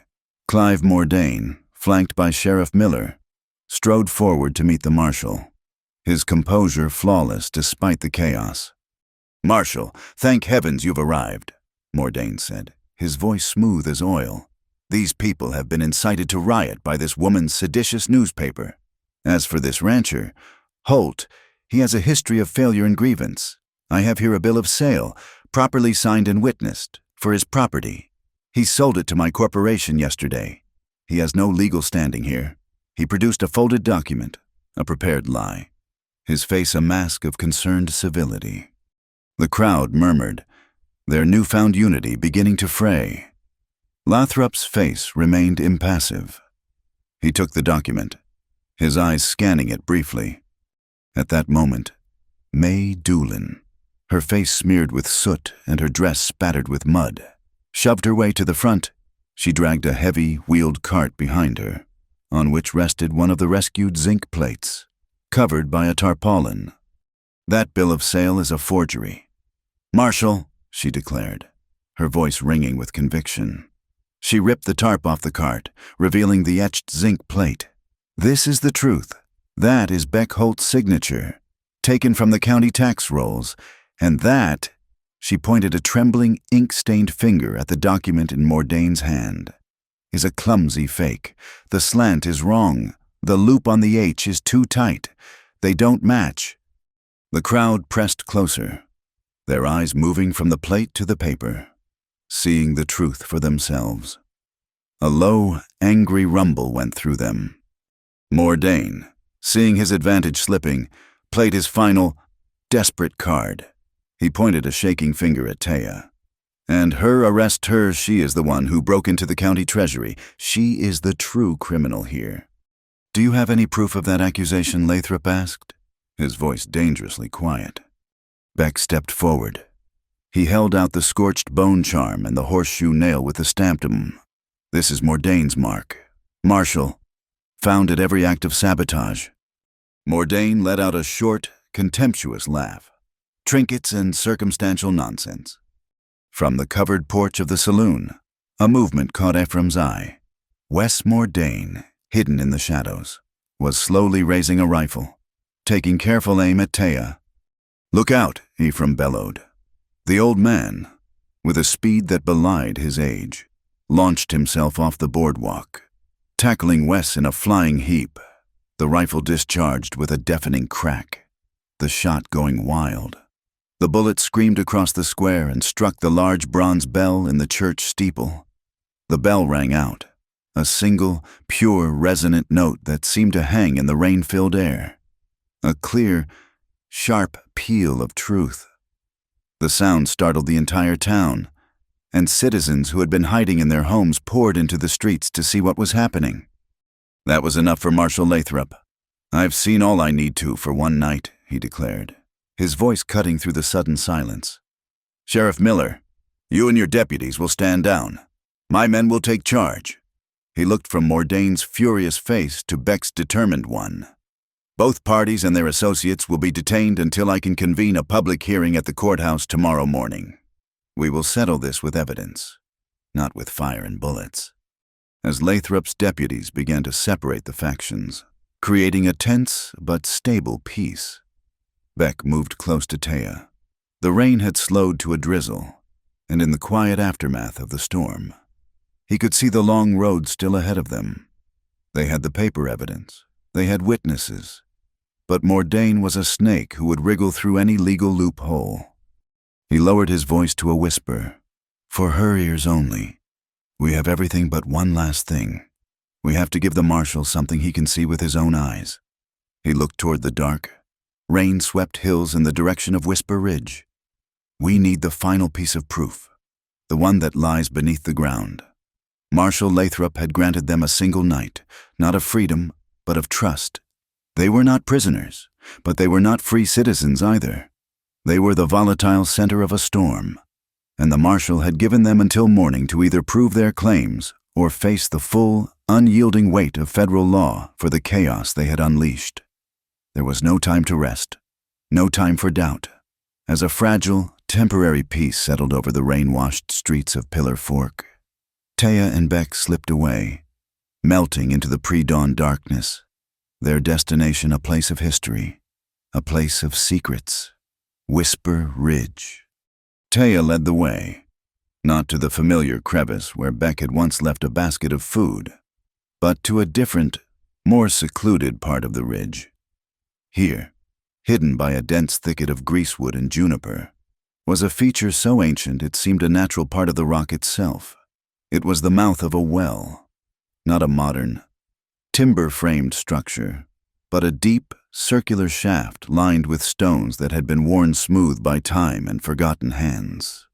The well of my ancestors, Taya said, her voice a reverent whisper in the stillness. The ND have known of this water for 1,000 years. It is the heart of the basin. They had come prepared. Their tools were not those of thieves, but of surveyors, of truth-seekers. Beck carried a coil of sturdy rope, a storm lantern, and a long, hollowed-out section of bamboo, carefully marked with notched measurements. Taya carried the knowledge. Beck lit the lantern, its golden glow pushing back the oppressive darkness of the well shaft. He secured the rope to a sturdy outcrop and began his descent, the rough stone scraping against his clothes. Taya followed, as silent and sure-footed as a lizard on a rock wall. The air grew cool and damp, smelling of wet stone and the clean, mineral scent of deep earth. They landed on a wide, sandy ledge about 30 feet down. Below them, a pool of water shimmered, perfectly clear and still, reflecting the lantern light like a dark, polished mirror. This was not a simple well. It was an opening into the aquifer itself. Mordain's report claims this aquifer is failing, Beck said, his voice echoing in the subterranean chamber. He says the water level has dropped 20 feet in the last year. Taya didn't answer with words. She moved to the cavern wall, running her hand over the damp rock. The stone does not lie, she murmured. She pointed to a distinct, dark line running along the rock face, about a foot above the current water level. This is the high water mark of the wet season. And this, she pointed to another, fainter line just inches above the first, is from the great rains, 10 winters ago. Her finger then traced the damp edge just above the current pool. The water is only a few inches below its seasonal high. It is strong. It is healthy. The report is a complete fabrication. As Taya continued her examination, Beck began his own search. He took the long bamboo tube and lowered it into the pool until it touched the bottom, marking the depth. He moved around the chamber, taking measurements, confirming what Taya already knew. The aquifer was deep and vast. As he worked, the lantern light glinted off something wedged in a crevice near the floor. He reached in and pulled it out. It was a wooden rod, dark with age and moisture, but remarkably preserved. It was a measuring stick, and it was covered in carvings. Taya, look at this. She came to his side, her eyes widening as she saw the object. On one side, a series of notches and symbols were carved in the distinct, angular style of the ND. On the other, the markings were different Roman numerals and the crudely etched letters of a miner's hand. At the top of the stick, 2 sets of symbols were carved side by side. Taya traced the Apache markings with her finger. 2 families, 1 water. She translated softly. And beside it, the etched English letters spelled out a date, 1864. My God, Beck breathed. This is a treaty, a private agreement between your people and the first prospectors here. They agreed to share the water.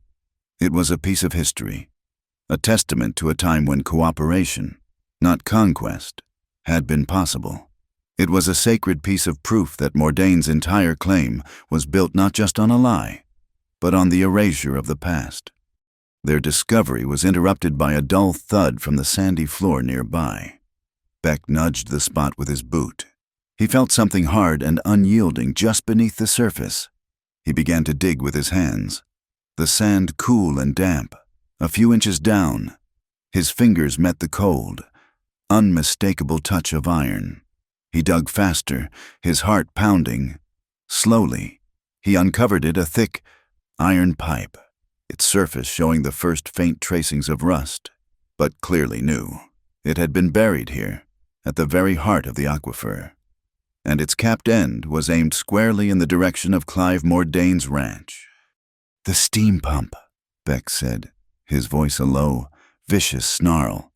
This is the intake pipe. He was going to install it here, secretly. He wasn't just going to put a pump on Whisper Ridge. He was going to tap the aquifer at its source, hidden from everyone, and drain it dry before his purchase was even finalized. They now had the final, physical proof. They had to make it visible, undeniable. Working with a grim, furious energy, they ascended from the well. Using the colored cloth strips Taya had brought, they began to mark the path of the main underground artery as it flowed from the well toward Beck's property. Taya would read the subtle shifts in the landscape, the types of vegetation, the slight depressions in the earth, and Beck would drive a stake, tying a bright red ribbon to its top. They were drawing a map on the face of the desert, a line of truth for all to see. They were placing the 5th stake when a sound carried on the wind the unmistakable drumming of shod horses, moving fast. Beck grabbed Taya and pulled her down behind a cluster of boulders. Peering through a gap, they saw them. Roman Bell, his arm in a crude sling, was leading a group of 5 of Mordain's gunmen. They were riding hard, following their tracks directly toward the ancient well. They had been discovered. Bell was not there to negotiate. He was there to erase witnesses. They mean to bury us in that well, Beck whispered. Taya's eyes darted across the landscape, searching for an escape. The open ground was a death trap. There is another way, she said, her voice tight. A karst, a cave system. The old ones used it as a shortcut through the ridge. She led him at a dead run, not away from the ridge, but toward it.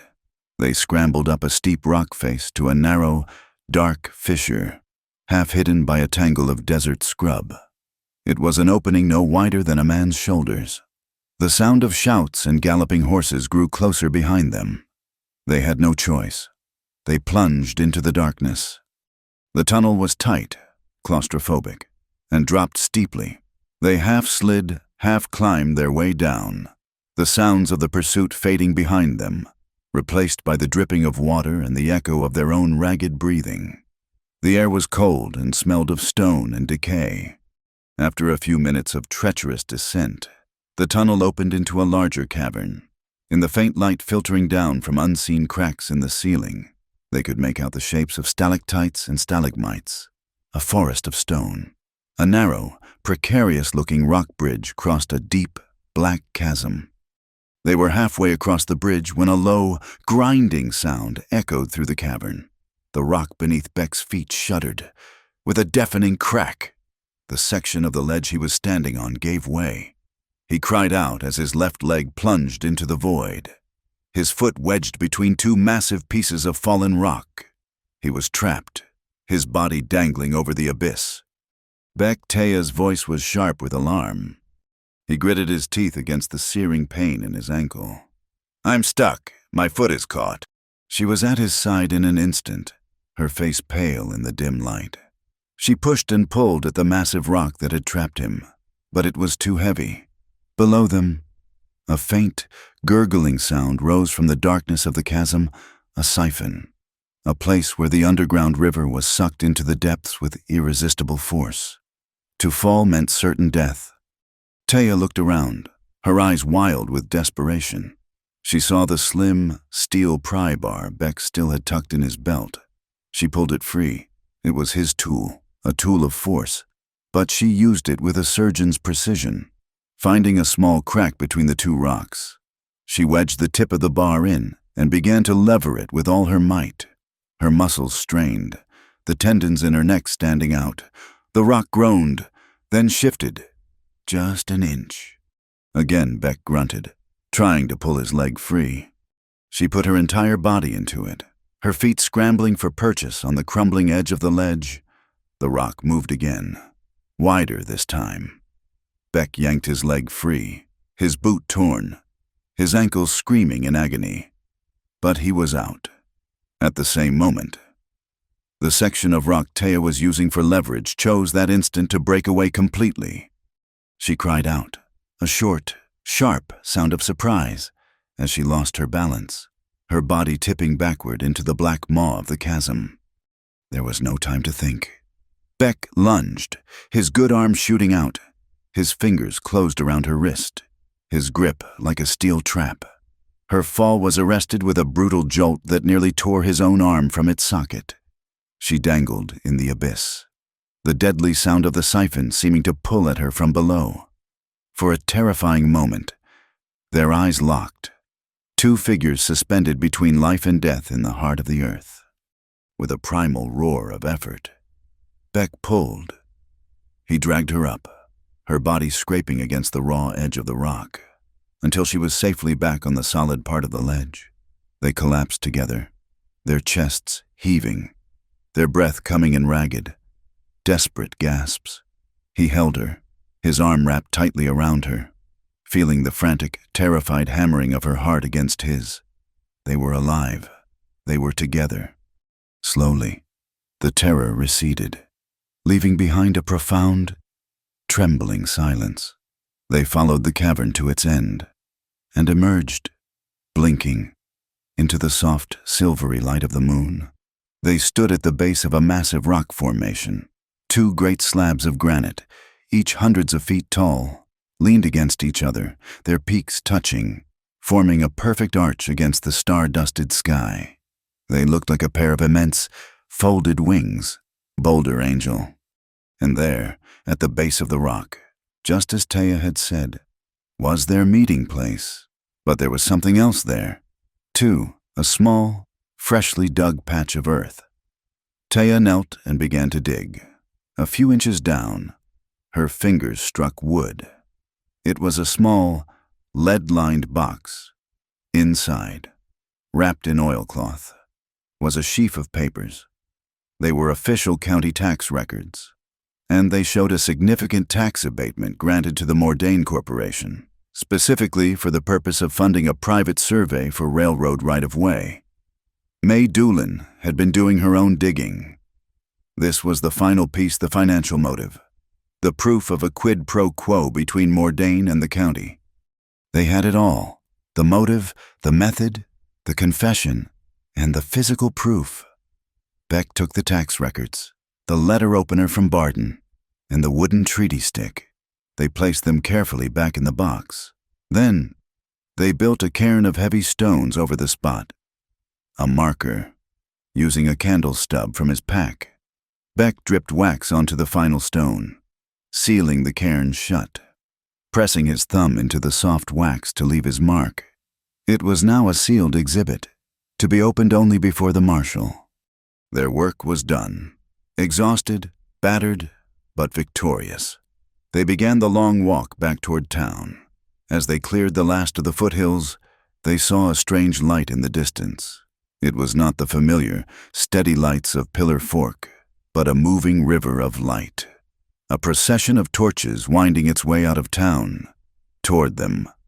For a moment, Beck's heart sank. A posse.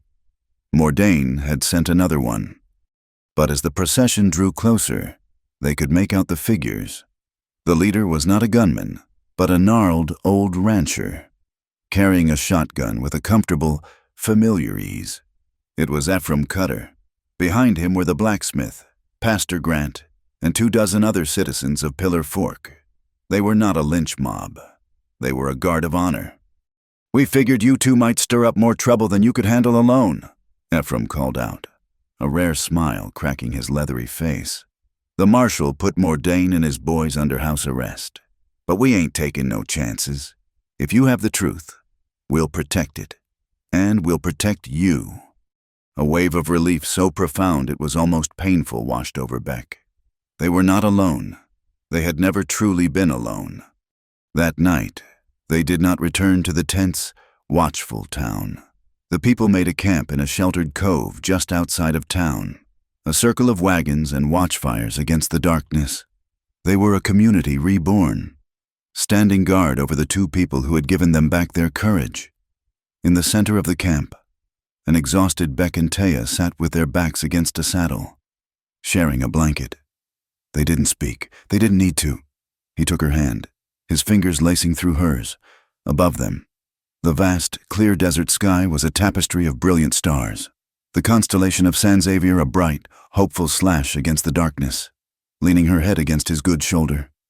Taya listened to the steady, reassuring beat of his heart, and in a whisper, so quiet it was almost lost in the crackle of the campfire, Beck said the words that were the real reason they had fought so hard. "When this is over," he murmured, "we're going to build a home, a real one." Taya squeezed his hand, a silent promise given and received. The water was for everyone, but the future, they would build together. The morning of the hearing did not dawn on a courthouse, but on the entire town of Pillar Fork. Marshal Lathrop, in a shrewd move of frontier justice, declared that the public square would be the courtroom. He had a simple table and 3 chairs set up on the covered boardwalk of the general store, one for himself and one for each of the accused and the accuser. It was a masterstroke of psychology. There would be no closed doors, no secret deals. Every piece of evidence, every testimony, would be weighed in the open, before the eyes of the very community whose future hung in the balance. The people of the basin gathered, their faces a mixture of apprehension, anger, and desperate hope. It was less a legal proceeding and more a public reckoning. Clive Mordain, immaculate in a dark suit, was the first to present his case. He projected an air of wounded dignity, a benevolent man beset by rogues. With a flourish, he produced the bill of sale for Beck's ranch. "As you can see." "Marshal," he said, his voice resonating with confidence, "Mr. Holt sold his failing property to my corporation of his own free will. This entire affair is nothing more than a case of seller's remorse, inflamed by the paranoid fantasies of this woman." He gestured dismissively toward May Doolin.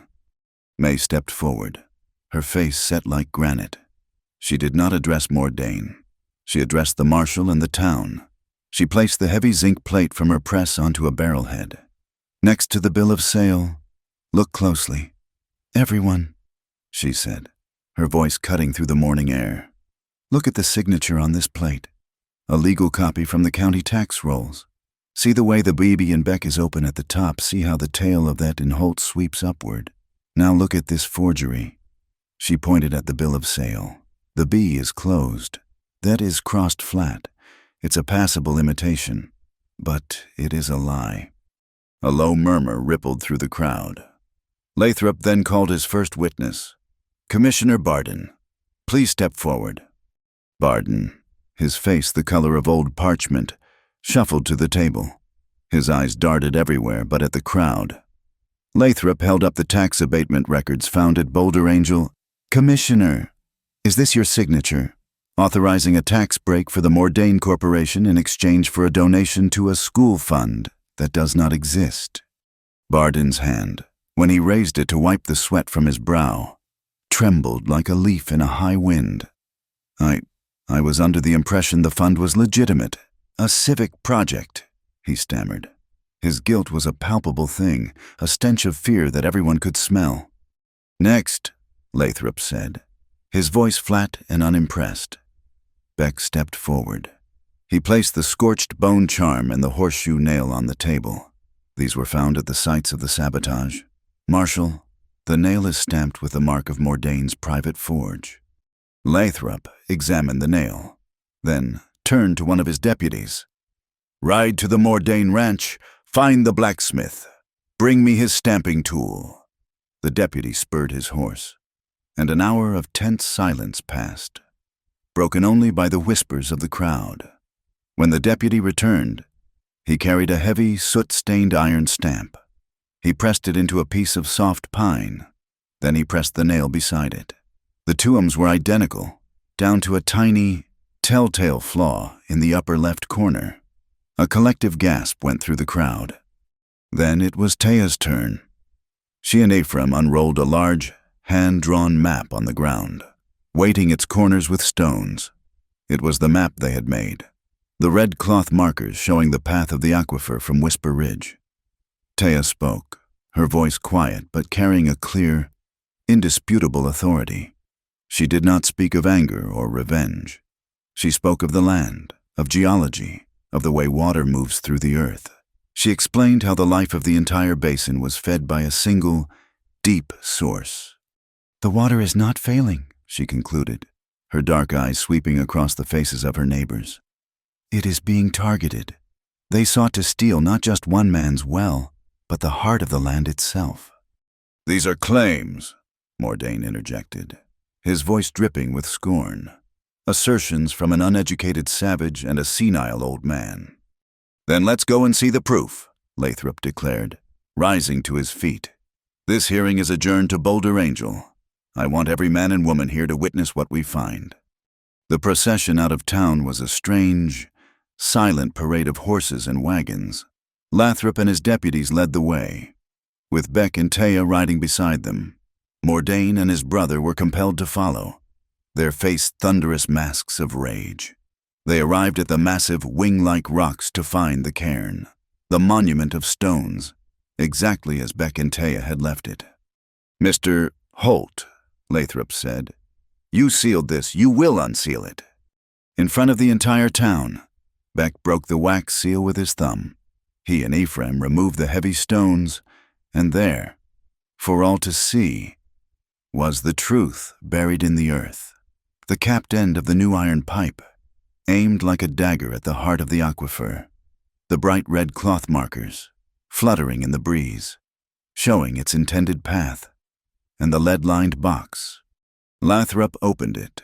He held up the ancient, carved measuring stick. A treaty, he said, his voice resonating with the weight of history, a promise between peoples, broken by greed. Then May Doolan stepped forward once more. Lathrop handed her the papers from the box. She read the tax records aloud, her voice ringing with vindication.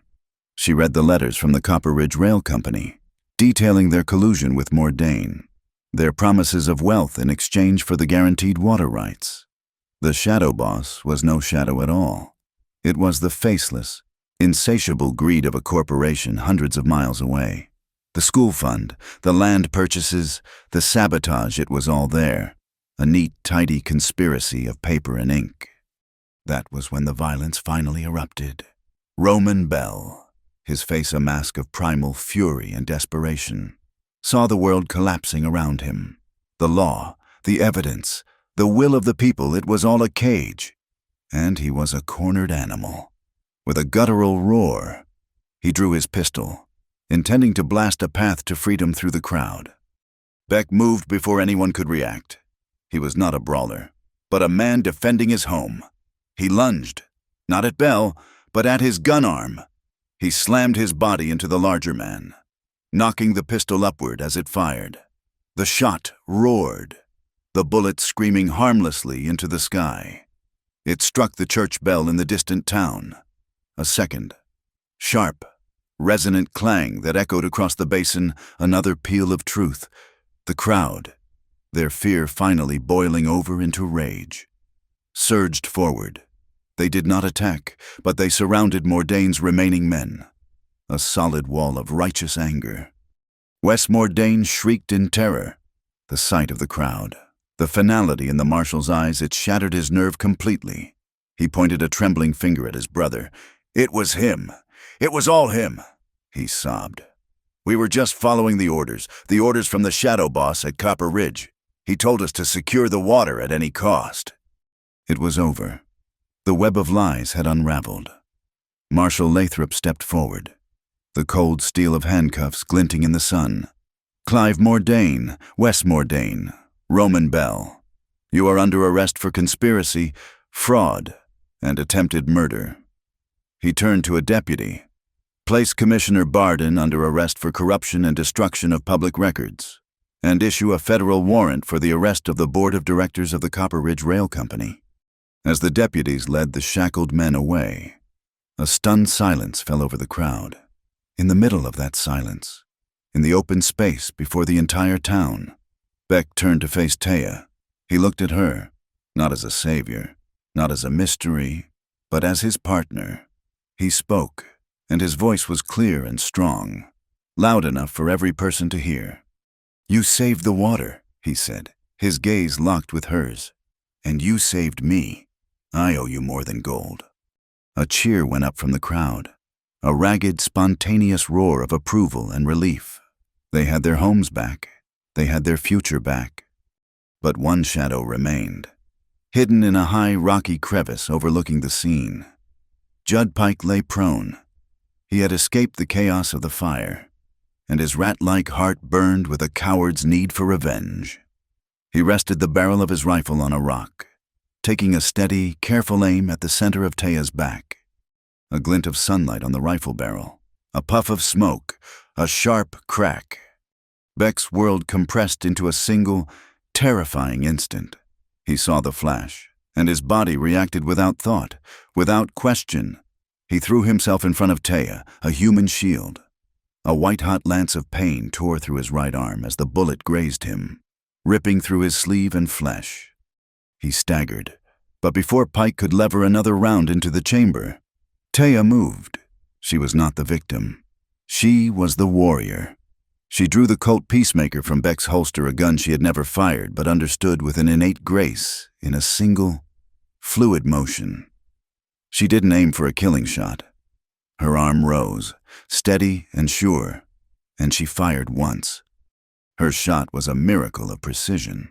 The bullet screamed across the distance and struck the wooden stock of Pike's rifle, shattering it in his hands, sending painful splinters into his face and knocking the weapon from his grasp. He yelped in pain and shock, a disarmed and defeated coward. Two of Lathrop's deputies, their guns drawn, were scrambling up the rocks toward him before his cry had even faded. And then, as if the desert itself was breathing a sigh of relief, the sky, which had been a clear, brilliant blue, suddenly softened. A light, gentle rain began to fall, despite the bright sun. A sun shower. The drops felt like a blessing, washing the dust and the blood from the day. As the rain fell, a faint, shimmering arc of color appeared in the east, a pale rainbow that seemed to bridge the sky, its end touching down somewhere deep in the heart of Juniper Basin. Ephraim Cutter took off his hat, his old, weathered face turned toward the sky. "A good omen," he said, his voice thick with emotion. "The water is saved, the land is blessed." The seasons in Juniper Basin turned with a slow, deliberate grace. The fierce, cleansing rains of the hearing gave way to a summer of gentle growth, and by the time the first chill of autumn sharpened the air, a new landmark had taken root in the landscape. It wasn't a grand estate built on stolen wealth, but a modest, honest testament to resilience, nestled in a sheltered crook of land beside the clear, steady flow of Blue Siskin Creek, the Holt Nantan Ranch. The cabin was small, built of freshly cut pine that still smelled sharp and clean, with a wide porch that faced the sunrise. The fences were new, their posts straight and true, enclosing a pasture where a small herd of healthy cattle grazed peacefully. Beside the cabin, a garden thrived, its neat rows of pinto beans, corn, and squash a vibrant splash of green against the red earth a garden Taya had planted. coaxing life from the soil with the same patient skills she used to read the land. And in the distance, the great wooden blades of the windmill turned once more, its familiar rhythmic groan no longer a sound of survival, but a song of peace.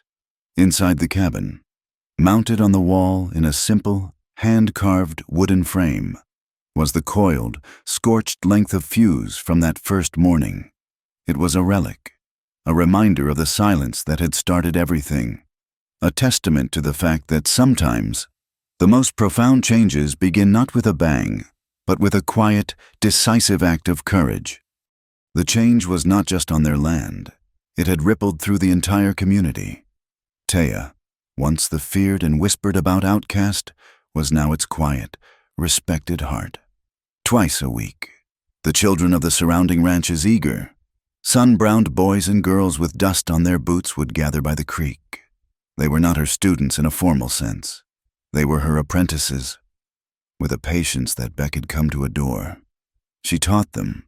She showed them how to read the thirst of a cottonwood tree, how to find water by watching the flight of a bee, how to know the health of an aquifer by the taste of the water from a deep well. She was not just teaching them survival skills. She was teaching them a reverence for the land, a sense of stewardship that had been almost lost. It was an education far more valuable than anything Clive Mordane's Phantom School could have offered. May Doolin, her press now more respected and widely read than ever, chronicled this quiet transformation. Her latest editorial, reprinted in papers as far away as Santa Fe, was titled, "He Who Guards the Water, Guards the Future." It spoke of the Holt Nantan Ranch not just as a place, but as an idea, a new kind of frontier spirit based on community and conservation rather than conquest and exploitation. Ephraim Cutter, watching Beck and a half-dozen other ranchers working together to dig a new irrigation channel from the main creek to their collective pastures, just shook his head and smiled. "Took the two of you to do what a whole county of elected officials couldn't," he chuckled, spitting a stream of tobacco juice. "You built a community aqueduct. Proves that good neighbors are worth more than bad laws." The law, however, had finally ground its way to justice. A letter arrived from Fort Harrow, bearing the official seal of the U.S. Marshal's office. Marshal Lathrop's handwriting was as firm and clear as his voice. He wrote that Clive and Wes Mordane, faced with the irrefutable evidence and Wes's own panicked confession, had been sentenced to 20 years in a federal penitentiary. The board of the Copper Ridge Rail Company was facing a massive federal investigation that was shaking the halls of power all the way to Washington. Commissioner Barden, a broken man, had confessed to everything in exchange for a lighter sentence.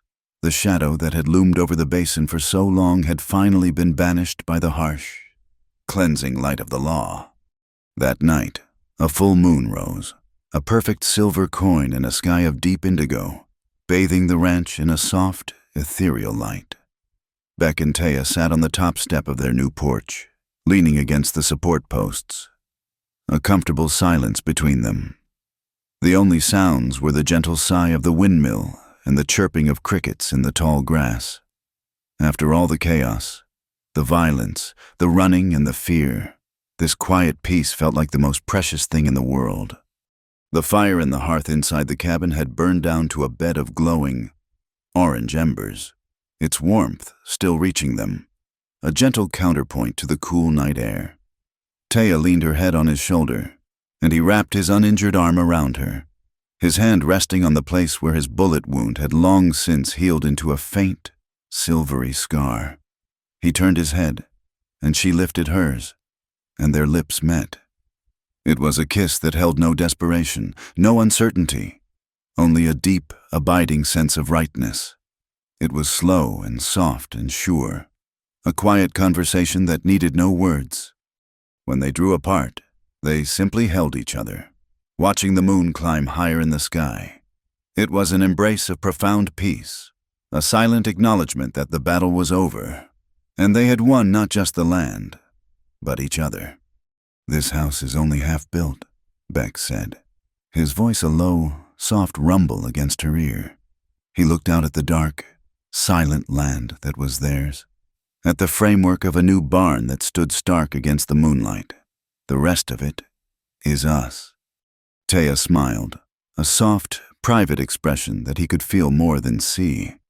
She lifted her hand and placed it flat against his chest, over the steady, strong beat of his heart. "Water flows to where it is guarded," she whispered, her own promise echoing the purpose that had forged their bond. Their life took on a new rhythm, the rhythm of the seasons, of building, of healing. A few weeks later, a horse trader, a man who traveled the territory and carried news like a bee carries pollen, stopped at the ranch for water. He recognized them from the stories that were now becoming legend.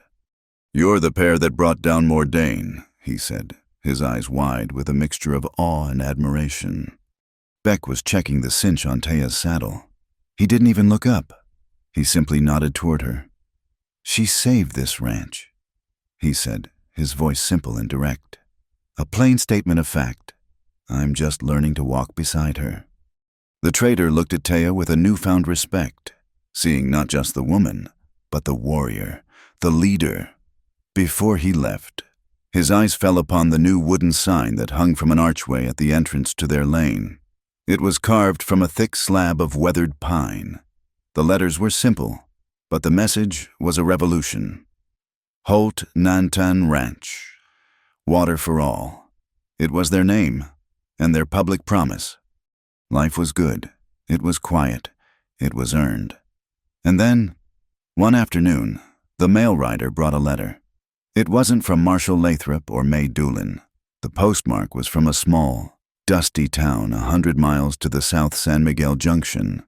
The handwriting was shaky, the hand of an old man, and the words inside were a faint but chilling echo of their own past.